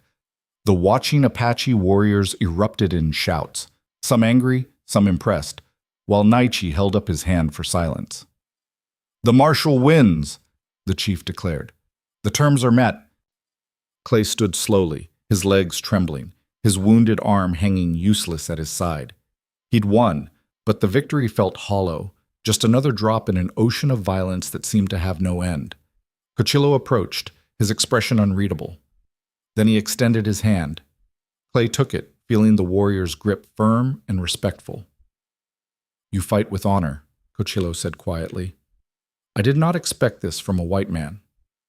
"And you fight with skill," Clay replied. "I got lucky." "Perhaps. Or perhaps you are simply more dangerous than you appear." Cochilo stepped back, pressing his hand to the cut on his ribs. "I will remember this, Marshal Harden, and I will tell others of the day you defeated me fairly." Naichi approached, his expression thoughtful. "You have won your freedom, as agreed. You and your companions may leave this place. But know this, Marshal, the war between our peoples continues. Today I show mercy because you remind me of myself, because I understand the path you walk. But the next white men who cross into these lands may not be so fortunate." "I understand," Clay said, "and for what it's worth, Chief Naichi, I'm sorry for your losses, for your wife, your children. No one should have to carry that kind of pain." Naichi's eyes showed something that might have been surprise, then hardened again into the mask of leadership. "Pretty words do not resurrect the dead, Marshal, but I will remember that you spoke them." He gestured to his warriors. "Bring them horses and water. They leave now, before I reconsider my generosity." Within minutes, Clay and the others were mounted on fresh horses, their canteens filled, given enough supplies to reach the nearest settlement. The Apache warriors watched in stony silence as they rode out of the amphitheater, back through the defile, and into the open desert beyond. They rode for an hour in silence, each processing what had just happened, how close they'd come to death, and how narrowly they'd escaped it. Finally, when the Dragon Springs were well behind them and no pursuit seemed forthcoming, Rapp let out a long breath. "That," he said, "was the craziest thing I've ever witnessed, and I once saw a man try to arm wrestle a grizzly bear." "You think he'll keep his word?" Billy asked nervously, looking back over his shoulder. "Naichi, I mean. Think he'll let us actually leave?" "He'll keep it," Clay said with certainty. "Men like him, warriors with honor, their word means everything. He gave us passage, and he'll honor it." Abby rode up beside Clay, her expression a mix of anger and relief. "You could have died. That warrior was younger, faster, uninjured. You got lucky." "I know. And you knew it going in, knew the odds were against you, and did it anyway." She shook her head. "I can't decide if you're the bravest man I've ever met or the stupidest." "Can it be both?" That got a reluctant smile from her. "I suppose. Just try not to gamble our lives away again anytime soon, all right?" "I'll do my best." They rode on, and as the miles passed beneath them, Clay felt something shifting inside him. Thompson was dead. The hunt that had consumed 3 years of his life finally over. The Apache had been faced and bargained with. He'd gambled everything on a knife fight and somehow survived. And now, for the first time since Sarah's death, he had no idea what came next.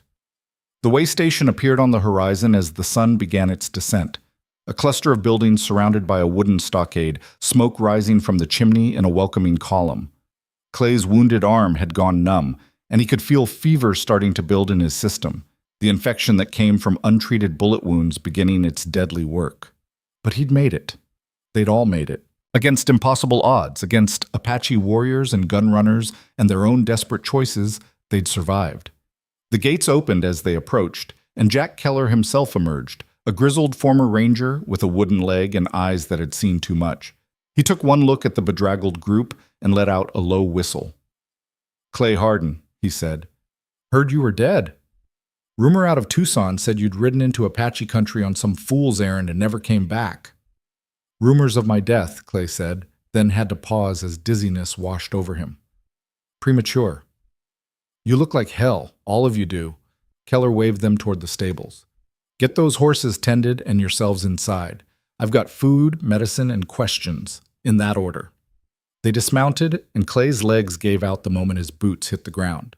Abby and Rapp caught him between them, half carrying him toward the way station's main building, while Billy led the horses away.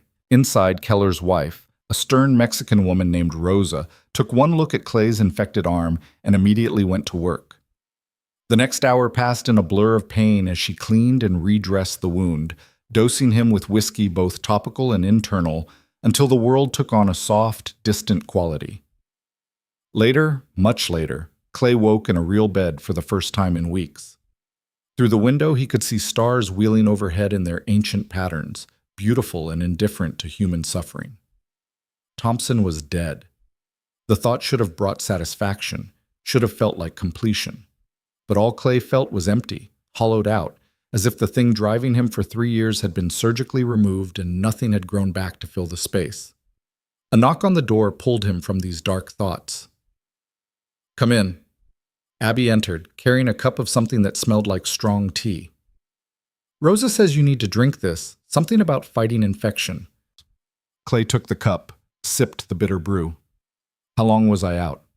6 hours. Rest of us cleaned up, ate, gave Keller the abbreviated version of our adventures. She sat on the edge of the bed. "He says there's already talk coming out of the Chiricahuas. The mission burned to the ground, bodies everywhere. Some Apache chief making speeches about white treachery. The army's mobilizing, probably be full patrols through there within a week." "Good," Clay said. "Maybe they'll clean up what's left of the gun-running operation." Silence fell between them, comfortable, but weighted with things unsaid. "What now?" Abby asked finally. "For you, I mean. Thompson's dead. Your hunt is over. What does Clay Harden do when he's not chasing ghosts?" It was the question he'd been avoiding, the future he hadn't planned for because he'd never really believed he'd have one. "I don't know," he admitted. "I keep thinking about what Thompson said before he died, about me being just like him, a killer in a badge." "You're nothing like him," Abby said firmly.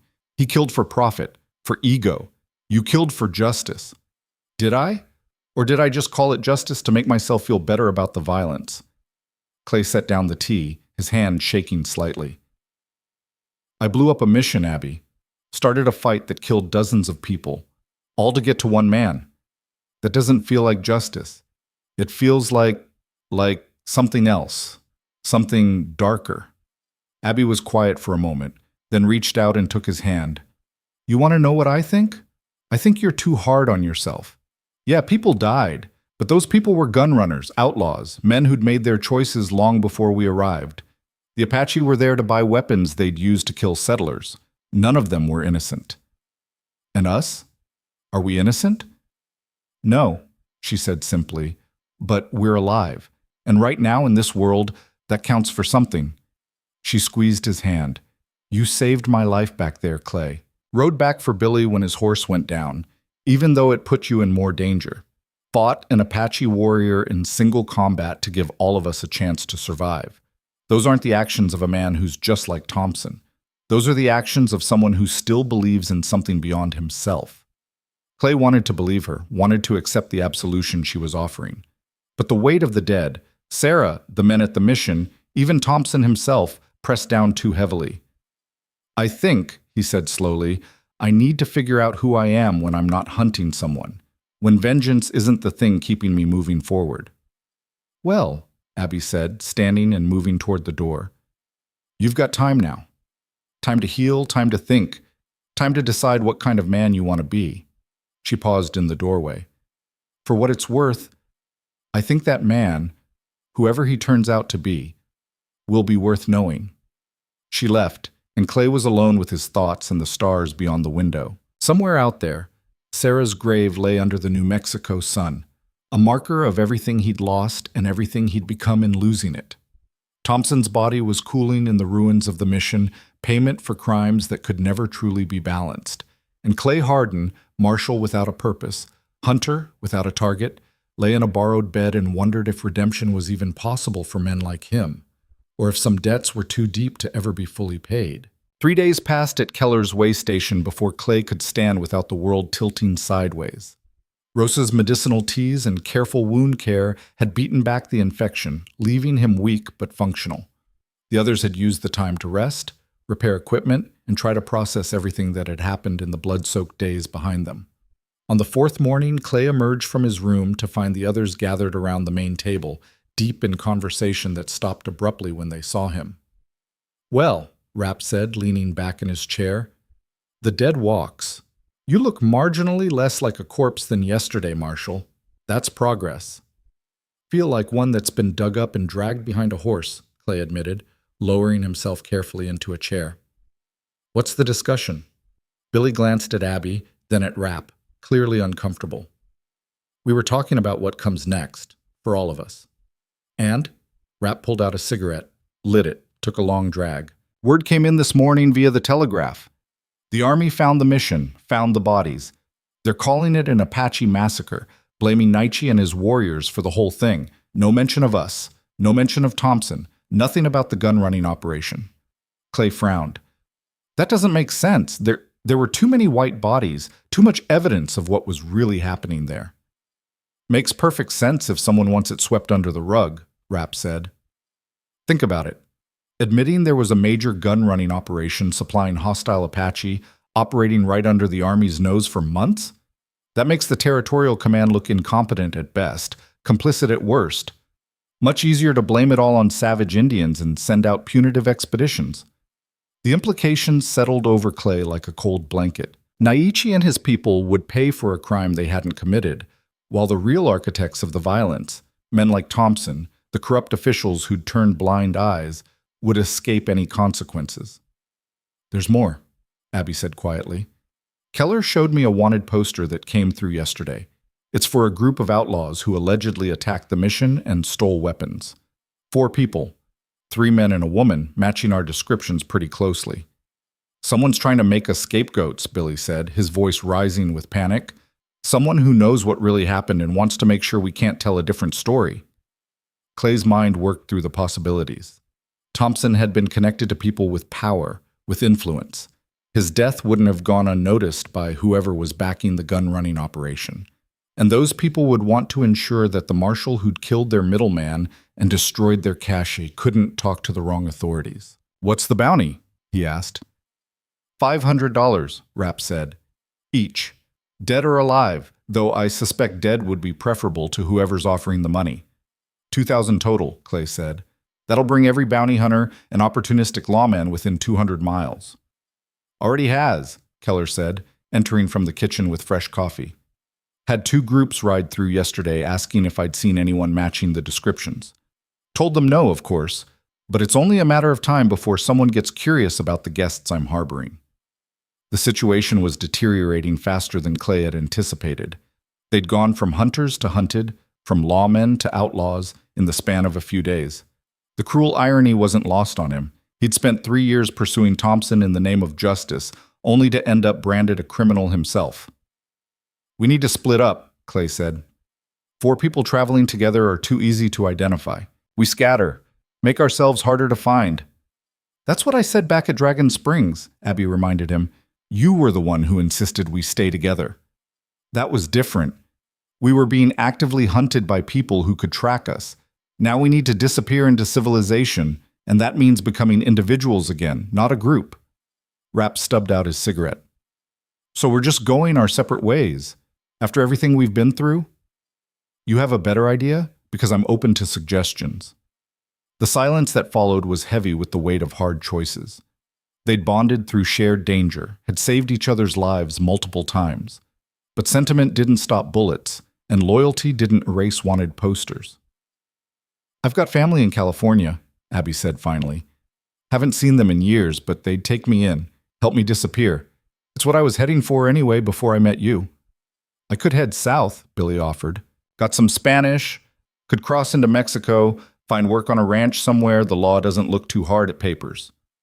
Rapp was quiet for a longer moment, his expression distant. "There's a woman in Denver, saloon owner, old friend. She's offered me a partnership before, said I could come work for her any time the bounty hunting got too dangerous."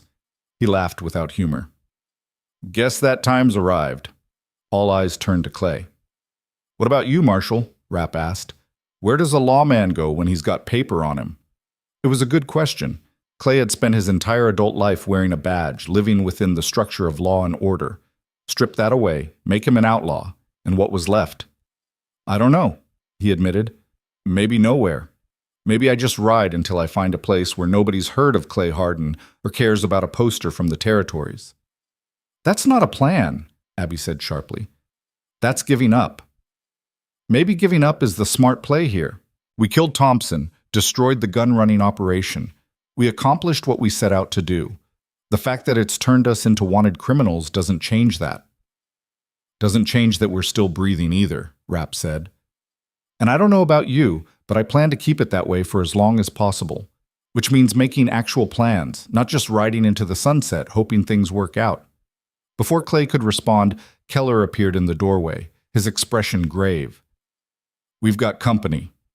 4 riders, coming in fast from the east. They've got the look of men hunting something. The group moved immediately, old instincts taking over. Rapp and Billy took positions near windows, weapons ready. Abby moved to the back door, ensuring they had an escape route. Clay stood, testing his injured arm, finding it weak but functional enough to draw and fire if necessary. Through the window, Clay watched the riders approach. They weren't army, weren't lawmen, at least not official ones. They had the hard, worn look of bounty hunters, men who killed for money and slept sound doing it. Keller, the lead rider called out, reining up 20 yards from the way station. We're looking for some folks, 4 of them, 3 men and a woman, wanted for murder and theft down in the territories. You seen anyone like that? Keller stepped out onto the porch, his wooden leg thudding on the boards. I see a lot of people pass through here, friend. You'll need to be more specific. Don't play games, old man. We know you are a ranger, know you've got connections to marshals and lawmen. These 4 we're hunting. One of them's a marshal gone bad. Clay Harden. You know him? I know of him, Keller said carefully. But I haven't seen him in months. Last I heard he was down near Yuma chasing some outlaw. The lead bounty hunter dismounted, his hand resting on his gun. That's funny, because we talked to a telegraph operator who said messages came through here for Harden just last week. And we talked to a prospector who saw 4 people matching our descriptions heading this way 3 days back. Prospector was probably drunk, Keller said. Happens a lot out here. Men see things that aren't there when the sun gets hot enough. Maybe. Or maybe you're hiding fugitives, which would make you an accessory. The bounty hunter started walking toward the porch. Why don't we take a look inside, just to be sure? Clay saw Keller's jaw tighten, saw the old ranger's hand move toward the rifle leaning against the doorframe. This was about to turn bloody, and Keller would end up dead or arrested for protecting them. He made a decision. That won't be necessary, Clay said, stepping out onto the porch. I'm Clay Harden. The people you're looking for? They're here. The bounty hunter's face split in a grin. Well now, that's mighty cooperative of you, Marshal. Or should I say former Marshal, since you're wanted for murder. I'm wanted for a lot of things, apparently. Most of them I didn't do. Clay's hand stayed well clear of his gun. But I'm tired of running, tired of putting good people in danger. You want to collect your bounty? Here I am. Clay, don't. Abby's voice came from inside. We can fight our way out. And kill more people? Start another war? Clay shook his head. No. This ends here, with me surrendering peacefully. The rest of you aren't part of this. Actually, the bounty hunter said, they are. Paper says 4 fugitives, and I aim to collect on all 4. So why don't you tell your friends to come out nice and slow, and we can all avoid any unpleasantness? No deal, Clay said flatly. You want me? Take me. But you're not touching them. The bounty hunter's smile faded. That's not how this works, Harden. You don't get to negotiate terms. You're wanted, they're wanted, and I'm taking all of you in. You can try, Rapp's voice came from the window, along with the distinctive sound of a rifle being cocked. But I guarantee you won't collect any bounty if you're dead. The other 3 bounty hunters had their hands on their guns now, and the situation was balanced on a knife's edge. One wrong word, one sudden movement, and this would turn into a massacre. Stand down, Rapp, Clay said quietly. All of you. This isn't worth dying over. The hell it isn't, Billy said, appearing in another window with his own rifle. You saved my life back at the mission, saved all our lives. We're not letting these bastards take you without a fight. Clay felt something twist in his chest, gratitude mixed with frustration, mixed with a deep, bone-tired sadness. These people, these broken strangers he'd pulled into his vendetta, were willing to die for him. It was more than he deserved, more than he'd earned. "Listen to me," he said, addressing his companions without taking his eyes off the bounty hunters. "Thompson's dead. The hunt that brought us together is over. You don't owe me anything, and I'm asking, begging you to stand down. Let them take me. Save yourselves." "Not happening," Abby said, and there was steel in her voice. "We started this together. We finish it together. That was the deal." "There was no deal. I dragged you all into my mess, and now I'm getting you out of it." "Maybe we don't want out," Rapp said. "Maybe we've decided that running and hiding isn't living. It's just dying slow. Maybe we'd rather go down fighting alongside someone who's worth fighting for than spend the rest of our lives looking over our shoulders." The bounty hunter laughed. "This is real touching, really, but it doesn't change the math. There's 4 of you and 4 of us, but you're holed up in a building and we've got the open ground. We can wait you out, or we can burn you out. Either way, you're coming with us." "Or," a new voice said from behind the bounty hunters, "they could stay right where they are." Everyone turned to see a tall man on horseback, wearing the insignia of a federal marshal, the real kind, with credentials and authority. He was flanked by 2 army officers, both armed, both looking like men who'd seen their share of combat. "Marshal Tucker," Clay said, recognizing the man. "Wasn't expecting to see you out here." "That's because you've been out of touch, Harden. Been tracking you for a week now, following the trail of bodies and explosions." Tucker dismounted, his hand near his gun but not on it. "These gentlemen bothering you?" The lead bounty hunter bristled. "We've got legal paper on these fugitives, Marshal. We're just doing our job." "Your job," Tucker said mildly, "is whatever I say it is. And right now, I'm saying you boys need to ride on out of here before I decide to arrest you for interfering with a federal investigation." "Federal investigation?" "There's no investigation. There's wanted posters with bounties." Tucker pulled a folded document from his coat. "Funny thing about those posters, they were issued by a territorial judge named Warren Blackwood, a judge who, coincidentally, has been under federal investigation for corruption for the past 6 months. Turns out he had connections to a certain gun-running operation, connections that made him very interested in silencing anyone who might talk about said operation." Clay felt hope kindle in his chest, fragile but real. "You know about the gun running?" "Know about it, been investigating it, and recently received some very interesting intelligence from Army scouts who found a destroyed mission full of evidence. Evidence that corroborates everything in the report you sent to my office 3 months ago about Ben Thompson's activities." Tucker fixed Clay with a hard look. "You remember that report, Harden? The one where you laid out your suspicions about Thompson being involved in weapons trafficking?" Clay did remember, vaguely. He'd filed dozens of reports during his hunt, most of them ignored by bureaucrats who didn't want to deal with one marshal's vendetta. But apparently someone had been paying attention. "I remember," Clay said. "Good. Because that report, combined with what we found at the mission, has given us enough to move against Judge Blackwood and his associates. Which means those wanted posters, legally invalid, issued by a corrupt official for criminal purposes." Tucker looked at the bounty hunters. "Which means you boys are attempting to collect on false warrants. That's a crime, in case you're wondering." The lead bounty hunter's face had gone from confident to uncertain to angry in the span of seconds. "This is bullshit. We had legal paper. Had being the operative word. Now you've got nothing except my patience running out. So I suggest you mount up and ride before I find a reason to put you in chains." They went, the 4 bounty hunters riding out with curses and backward glances, but no real resistance. Once they were gone, Tucker turned his full attention to Clay and the others. "Come on out, all of you. We need to talk." They emerged slowly, weapons still ready, trust not coming easily after days of being hunted. Tucker studied each of them in turn, his expression unreadable. "Clay Harden, Abigail Brennan, Rapp Carlton, Billy, Willis, is it?" Tucker had done his homework. "You 4 have caused me more paperwork in the past week than I've dealt with in my entire career. You want to tell me your side of what happened down in the Chiricahuas?" So they did.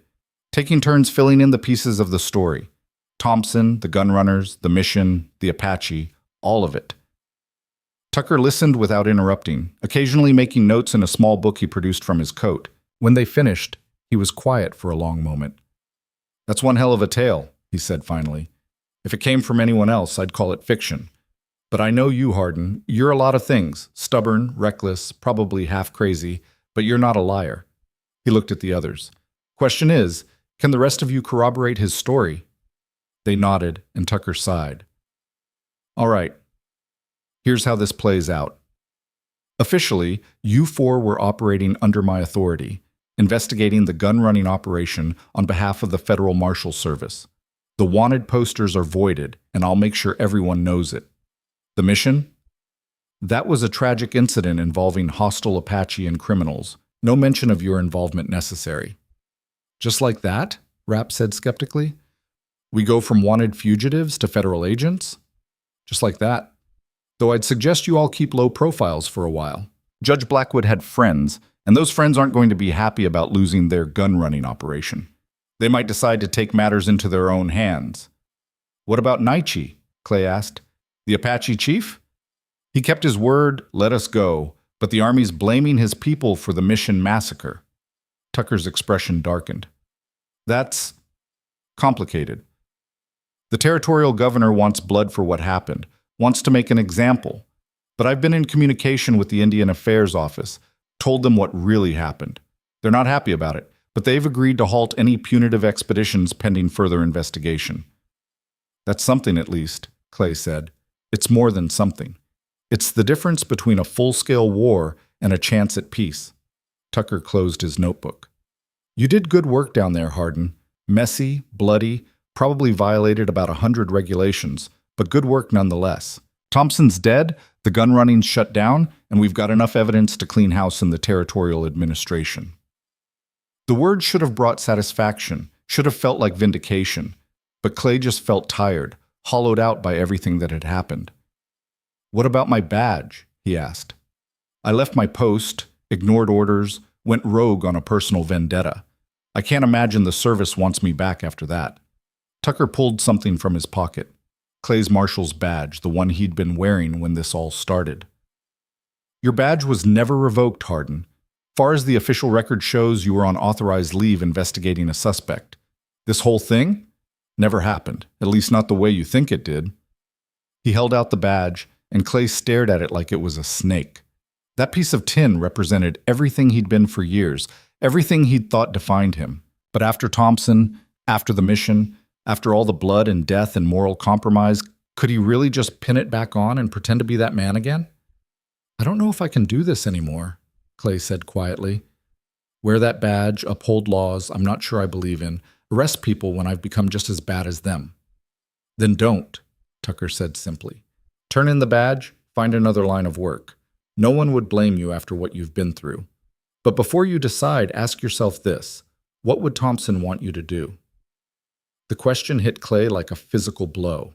Thompson had wanted to break him, to prove that they were the same, that the law and justice were just convenient fictions masking the same violence and brutality. Giving up the badge, walking away from everything it represented, would be letting Thompson win even in death. But was that enough reason to keep going? Clay took the badge, held it in his palm, felt the weight of it, literal and metaphorical. Sarah had been proud when he first earned this badge, had believed in what it represented. She'd wanted him to be a man who stood for something, who fought for people who couldn't fight for themselves. He'd lost sight of that somewhere along the way, had let vengeance twist him into something darker. But maybe he could find his way back. Maybe he could be the kind of Marshal Sarah had believed in, instead of the kind Thompson had mocked. "I'll think about it," Clay said, pocketing the badge. "Need some time to figure out who I am when I'm not hunting someone." "Fair enough. Take all the time you need." Tucker mounted his horse. "In the meantime, all of you are free to go. No charges, no warrants, no bounties. You've earned a fresh start." He rode off with the Army officers, leaving the four of them standing in the dust and morning light, free for the first time in days, but unsure what freedom actually meant. "Well," Rapp said, breaking the silence, "that went better than expected. I was pretty sure we were all going to die today. Day's not over yet, Billy said, but there was a smile in his voice. Abby looked at Clay. So what now? We still splitting up and going our separate ways? Clay thought about it. About California and Mexico and Denver. About all the places they could run to, all the lives they could try to build away from this blood-soaked chapter. But he also thought about what they'd been through together. About the bonds forged in gunfire and desperation. Maybe we don't have to decide right now, he said. Maybe we stay together a while longer, at least until we figure out what comes next. I could use a drink, Rapp said. Several drinks, actually, and a steak, and about a week of sleep. There's a town about 30 miles north, Keller offered from the porch. Nice place, quiet, good saloon. You could all use some real rest before making any big decisions. It sounded perfect. A chance to breathe, to heal, to become people again instead of hunted animals. Clay looked at each of his companions, saw his own exhaustion and uncertainty reflected back. 30 miles north it is, he said, and then we figure out what comes after. They mounted up, 4 broken people riding toward an uncertain future, carrying wounds both visible and hidden. The sun climbed higher, burning away the cool of morning, and the desert stretched before them in all its harsh, unforgiving beauty. Behind them, the Chiricahua Range rose dark against the sky, holding secrets of blood and death and desperate gambles that had somehow paid off. Ahead lay possibilities, choices, the chance to become something more than the sum of their scars. Clay rode with his hand in his pocket, fingers wrapped around the badge, feeling its weight and wondering if redemption was something you earned or something you just decided to claim. Either way, he was still breathing, still moving forward. And for now, in this harsh and beautiful country, that was enough. The town was called Redemption, which Clay found either perfectly appropriate or cruelly ironic, depending on how he looked at it. It sat in a valley where 3 creeks converged, green and alive, in a way that made the desert around it seem even more hostile by comparison. The buildings were newer than most frontier settlements, built with care instead of desperation, and the people moved with the easy confidence of those who didn't spend every day waiting for violence. They rode in just after sunset, dusty and worn, drawing curious looks but no hostility. The saloon was called the Second Chance, and Rapp let out a bark of laughter when he saw the sign. Someone's got a sense of humor, he said, dismounting. Or they know exactly what kind of customers end up in places like this. Inside, the saloon was clean and well lit, with a long mahogany bar that had clearly been shipped from somewhere back east at considerable expense. A handful of patrons looked up when they entered, assessed them with practiced eyes, then went back to their drinks and conversations. Nobody reached for weapons, nobody asked questions. It was the kind of place where people minded their business because they appreciated others doing the same. The bartender was a woman in her 50s with silver-streaked hair and hands that looked like they'd done hard work. She studied them for a moment, then nodded toward a corner table. "You look like you could use food and whiskey, in that order," she said. "I'm Martha. I own this place, and my rules are simple. No fighting, no cheating at cards, and you settle your tab before you leave. We clear?" "Crystal," Clay said, appreciating the directness. They took the table, and within minutes, Martha had brought out plates of actual hot food, roasted chicken, potatoes, vegetables that hadn't been dried or salted into leather. Billy nearly cried at the first bite. Even Rapp, who'd spent the entire ride complaining about everything from the heat to his saddle sores, went quiet and focused on eating. Clay picked at his food, his appetite still not fully returned despite days without a proper meal. His arm ached, his ribs hurt where the bullet had grazed him, and exhaustion sat on his shoulders like a physical weight. But more than the physical pain was the emptiness, the space where purpose used to live. "You need to eat," Abby said quietly, sitting across from him. "You're already half dead from the wound. Starving yourself won't help." "Not hungry." "Bullshit. You're thinking too much, letting your head eat you alive." She pushed his plate closer. "Eat. We can deal with the existential crisis after we've got some calories in us." Clay managed a thin smile. Existential crisis. That's a fancy way of putting it. "I read books. Shocking, I know." She took a drink of whiskey, winced at the burn. "My brother used to say I thought too much, that I'd be happier if I just lived instead of analyzing everything. Then he died trying to protect me from my mistakes. So maybe he had a point. It was the first time she'd mentioned her brother since that night in the canyon, and Clay heard the pain underneath the casual tone. They were all carrying ghosts, all haunted by the people they'd failed to save. What was his name? Clay asked. James. He was older by 3 years, always looked out for me even when I didn't deserve it. Abby's fingers tightened around her glass. The man I was running from, the one who killed James, his name was Marcus Gentry. Rich, connected, used to getting what he wanted. I made the mistake of catching his eye at a dance, and he decided I was what he wanted next. And your brother tried to stop him? Tried and died for it. Marcus shot him in the street, claimed self-defense, and his money bought enough witnesses to make it stick. Then he put a bounty on me, told everyone I'd stolen from him, made it impossible for me to stay anywhere long enough to build a life. She drained the whiskey. So yeah, I understand about hunting ghosts, about letting revenge eat you from the inside. Clay was quiet, processing this. Is he still out there? Gentry? Far as I know, probably still in Santa Fe, still buying people and calling it power. Her eyes met Clay's. You're wondering if I want to go back, aren't you? Now that we're not wanted fugitives anymore. If I want to hunt him the way you hunted Thompson. Do you? Abby was silent for a long moment, staring into her empty glass. I did. For months, all I thought about was putting a bullet in him, making him pay for James. But then I rode with you, saw what that kind of hunt does to a person. Saw you get what you wanted and come out the other side more broken than before. She shook her head. I don't want to end up like that. Don't want to become the kind of person who can only define herself by who she's trying to kill. Smart woman, Rapp said, leaning back in his chair. He'd been listening while apparently focused on his food. Revenge is a young man's game, and even young men usually lose. You want my advice? Let Gentry have his money and his power. Live well, live long, and let him rot in whatever hell rich bastards end up in. That easy for you? Billy asked. Letting go of the people who wronged you? Rapp laughed, bitter and genuine. Hell no. I've got a list of grudges longer than my arm, people I swore I'd settle up with someday. But I'm still here and most of them are dead, so I figure I won. Turns out the best revenge is just outliving your enemies. Clay thought about Sarah, about the 3 years he'd spent hunting Thompson, about the bodies left behind and the emptiness that remained. Rapp was right, in his own crude way. Survival was its own form of victory. But it didn't feel like victory when you woke up every morning with nothing but that survival to show for it. Martha brought another round of drinks, this time on the house. You folks look like you've been through something rough. Whatever it was, you're safe here. Redemption doesn't judge, doesn't ask questions, just gives people a place to catch their breath. How did a town like this get started? Billy asked. Usually takes a mine or a railroad to bring people out here. Neither. Just a man with land and a dream of building something different.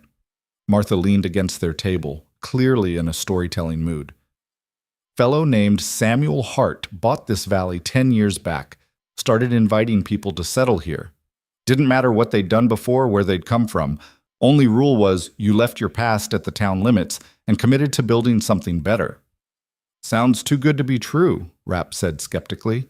It's not perfect. We've had our troubles, people who couldn't let go of old habits, but mostly it works. People want a second chance more than they want whatever made them run in the first place. Martha looked at Clay. You've got the look of a lawman about you. That's something you're running from or toward.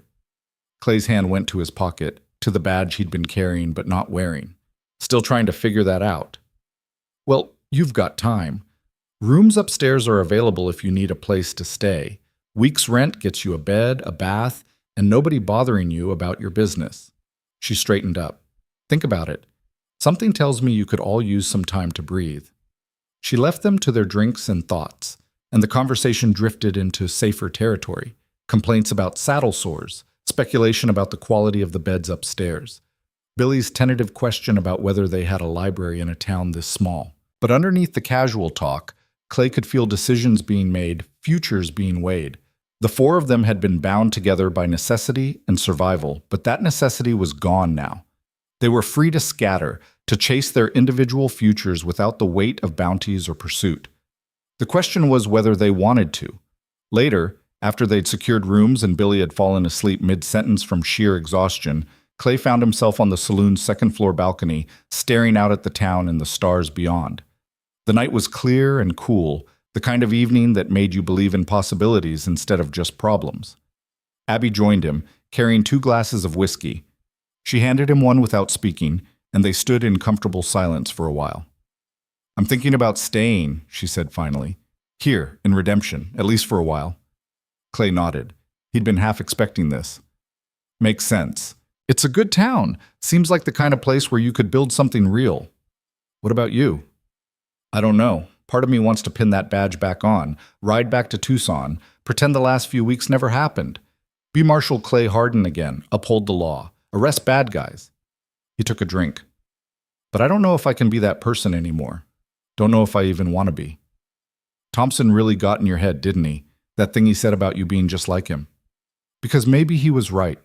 I killed him, Abby. Shot him down without hesitation, without a trial, without due process. Everything the law is supposed to stand against, I did it because of some personal vendetta. He killed your wife and laughed about it. You hunted him down and made him pay. That's not being like him, Clay. That's being human. The law's not supposed to be about being human. It's supposed to be about being objective, about justice instead of revenge." Abby turned to face him directly. "You know what I think? I think the law's broken, at least out here. We've got judges taking bribes, marshals turning blind eyes, whole systems designed to protect men like Marcus Gentry and Ben Thompson, while people like us, people like James, end up dead in the street. So yeah, maybe you stepped outside the law to get Thompson, but maybe the law needed stepping outside of. That's a dangerous way of thinking. So is believing the badge makes you righteous when the system it represents is rotten?" She finished her drink. "I'm not saying throw away everything you believe in. I'm saying maybe it's okay to admit the world's more complicated than good guys and bad guys, lawmen and outlaws. Maybe it's okay to be something in between." Clay wanted to argue, wanted to defend the institution he'd served for years, but he'd seen too much corruption, too many failures of the system to mount a convincing defense. The law was supposed to protect people, but out here it mostly protected whoever had the most money or the biggest guns. "So what do I do?" he asked. "If I can't be a marshal the way I was, but I can't just walk away from it either. You figure it out. Take some time, work through it, maybe talk to people who aren't as messed up in the head as we all are." She smiled. "Or you could do what I'm doing. Stay here for a while, help build something instead of hunting something. Redemption could use a man who knows the law, even if he's not sure he believes in it anymore." The idea surprised Clay, but once planted, it started to grow. Stay in Redemption, not as a marshal, but as just a man. Help build something instead of destroy. Learn to live with the scars instead of using them as armor. It was terrifying and appealing in equal measure. "I'll think about it," he said. "Good enough." Abby headed for the door, then paused. "For what it's worth, I think Sarah would want you to find a way to live, not just exist. That's not betraying her memory. That's honoring it." She left him alone with the night and his thoughts, and Clay pulled out the badge again. In the moonlight, it gleamed like something precious, something worth holding on to. But maybe worth holding on to didn't mean worth wearing. Maybe he could keep it as a reminder of who he'd been without letting it define who he'd become. The next morning brought clarity of a sort. Rapp announced he was heading to Denver, that the saloon owner there had sent a telegram confirming her offer. Billy, after some hemming and hawing, admitted he'd met a girl at the general store who'd smiled at him, and maybe Mexico could wait a few weeks. "A girl," Rapp said, grinning. "Kid's been in town less than a day, and he's already got a girl smiling at him. There's hope for you yet." Billy flushed. "It's not like that. She was just friendly." "They're always just friendly at first. That's how they get you." But Rapp's tone was warm, almost fatherly. "Stay if you want, kid. You've earned the right to make your own choices." They gathered their gear more out of habit than necessity, and when they met in the saloon's main room, there was an awkwardness that came from knowing this was goodbye, at least for now. "So this is it," Rapp said, breaking the silence. "The great partnership dissolves back into individual idiots trying to survive." "We were never partners," Clay said, "just 4 people who needed each other at the right time." "Same thing, really. but I appreciate you pretending there's a difference. Rapp extended his hand, and Clay shook it. You're a good man, Harden. Crazy, suicidal, probably going to get yourself killed one of these days, but good. Don't let anyone tell you different. I'll try. Rapp shook hands with Billy and kissed Abby's cheek with exaggerated courtliness, then headed for his horse. They watched him ride out, his figure growing smaller against the morning sun until he disappeared entirely. You think we'll see him again? Billy asked. Probably, Abby said. Men like Rapp have a way of showing up when you least expect them. Billy left next, mumbling something about checking if the general store was open yet, and then it was just Clay and Abby standing in the street. You're staying, she said. Not a question. For a while. Figure I owe it to myself to try something different. Clay looked around the town, at the people starting their daily routines, the normalcy of it all. What about you? Talked to Martha last night. She needs help running the saloon, and I need work that doesn't involve running or shooting. Seems like a fair trade. You'll be good at it. We'll see.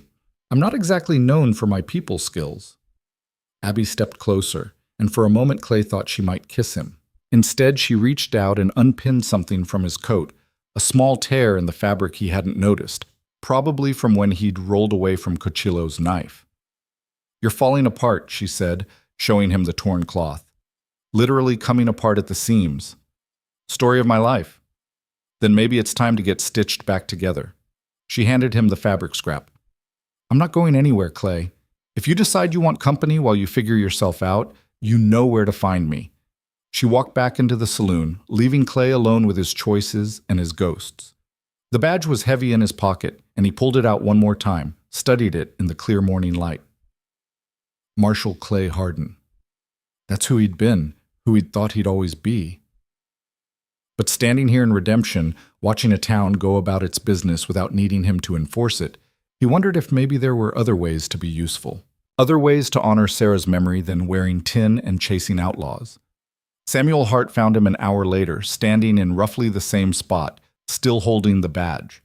Hart was a tall man in his 60s, with the kind of weathered face that came from building things instead of destroying them. You're the Marshal, Hart said, not bothering with introductions.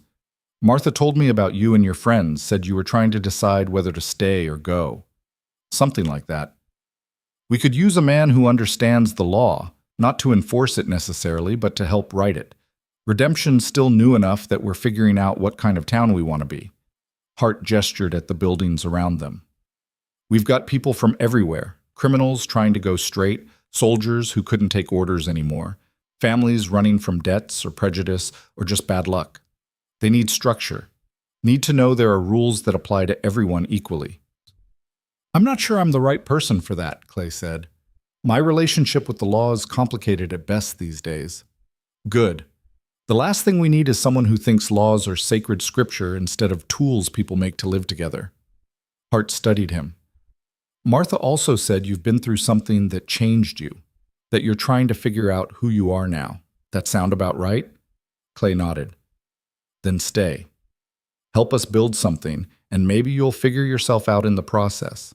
No badge required, no authority except what people give you by listening, just a man trying to make a town work.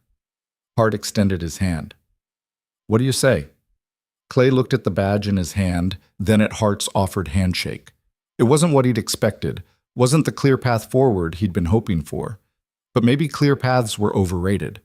Maybe the best way forward was the messy one, full of questions and uncertainty and the slow work of building instead of hunting. He pocketed the badge and shook Hart's hand. I'll give it a try, Clay said. Can't promise I won't mess it up. If we wanted guarantees, we'd have stayed back east where everything's already decided. Hart smiled. Welcome to Redemption, Mr. Harden. Let's see what we can build. The weeks that followed were strange and difficult, and occasionally frustrating, but Clay found himself settling into the rhythm of it. He helped draft town ordinances, mediated disputes between neighbors, advised Hart on matters of territorial law. It wasn't the clear-cut justice of martial work, but it was something, a chance to shape how law worked instead of just enforcing whatever was handed down. Abby thrived at the saloon, her sharp wit and no-nonsense attitude making her popular with customers who appreciated honesty over flattery. She and Clay fell into an easy friendship, sharing meals and conversation without the pressure of romance or expectation. They'd been through too much together to rush into something neither was ready for. Billy did indeed start courting the girl from the general store, a sweet-faced young woman named Emma, who seemed genuinely charmed by his nervous rambling. Watching the kid fumble through courtship made Clay feel old and young at the same time. Old because he remembered when romance had seemed that simple, young because he could still appreciate the earnest hope of it. Rapp sent a telegram 6 weeks after leaving, just 3 words. Still breathing. You? Clay sent back. Same. Boring. The response came an hour later. Good. Life in Redemption wasn't peaceful. There were still fights to break up, thieves to deal with, the occasional drunk who needed to sleep it off in the makeshift jail. But it was different from the violence Clay had known before. These were problems with solutions that didn't require bullets, conflicts that ended with handshakes instead of bodies. 3 months in, Clay finally unpacked the Marshal's badge and put it in a drawer, not throwing it away, not renouncing what it represented, just acknowledging that it wasn't who he was anymore. He was something else now, still figuring out the details, but okay with the uncertainty. One evening, he and Abby were sitting on the saloon balcony watching the sunset paint the valley in shades of gold and red. She'd been quiet all day, and Clay had learned to recognize when she was working through something. I got a letter, she said finally. From Santa Fe, friend of my brother's, letting me know that Marcus Gentry died 2 months ago. Heart gave out, apparently. He was only 43. Clay waited, letting her process. I don't feel anything, Abby continued. I thought I would. Relief, satisfaction, something. But it's just nothing. He's dead, and it doesn't change anything about James being dead, doesn't give me back the year I spent running. It's just a fact. Maybe that's healthy, Clay offered. Not needing his death to mean something. Maybe. Or maybe I'm just tired of letting dead men dictate how I feel. She looked at him. You ever think about Thompson? Sometimes. Usually when I'm trying to fall asleep, my brain decides to replay that moment in the tower, him bleeding out and telling me I'm just like him. Are you? Like him? Clay had thought about this question constantly in the early weeks, turning it over and examining it from every angle. I don't know. I did terrible things to get to him, things that probably make me just as much a killer. But I'm trying to be something different now, trying to build instead of destroy. That has to count for something. It does. And for what it's worth, I think Thompson was wrong. You're not like him because you can feel guilt, can question your choices. Men like him don't do that. They just take and destroy and call it strength. The sun slipped below the horizon, and the first stars began to appear. Clay felt the weight of his past, the scars he carried, but also the possibility of the future. It wasn't the future he'd planned, wasn't the life he'd imagined when he first pinned on a Marshal's badge all those years ago. But it was his, built from choices and consequences and the messy work of trying to be better than he'd been. You know what I realized, Abby said? Redemption isn't a place. It's not this town or any other town. It's just the choice to keep trying, to keep moving forward, even when you're not sure you deserve to. That's pretty philosophical for someone who claims to be just a saloon worker. I read books, remember? Thinking's not just for marshals and school teachers. She stood, stretched. Come on. Martha's making stew, and if we don't get down there soon, Billy and Emma will eat it all. They went inside into the warmth and noise of the saloon, into the life Clay was slowly building. It wasn't perfect, wasn't clean or simple or anything like the stories of frontier justice he'd grown up believing. But it was real, and it was his. And for the first time since Sarah's death, that felt like enough. Months turned into a year, and Clay Harden became a fixture in Redemption, not as a marshal or a gunfighter, but as the man who helped people navigate disputes, who remembered obscure territorial statutes, who could break up a fight without anyone getting shot. The town grew, attracted more people seeking second chances, and Clay grew with it. He never forgot Sarah, never stopped visiting her grave in his mind during quiet moments. But the visits became less about guilt and more about gratitude, for the time they'd had, for the lessons she'd taught him, for the belief she'd had in who he could be. Thompson's ghost faded too, becoming less a haunting presence and more a cautionary tale, Clay told himself when he felt the old anger rising. On the anniversary of Thompson's death, Clay took the badge out of the drawer and looked at it one more time. It still gleamed, still represented something important, but it represented the past now, not the future. He was building something different here, something that didn't require authority or violence or the weight of office. He put the badge back in the drawer and closed it. That night, the town held a celebration for Redemption's 5th anniversary.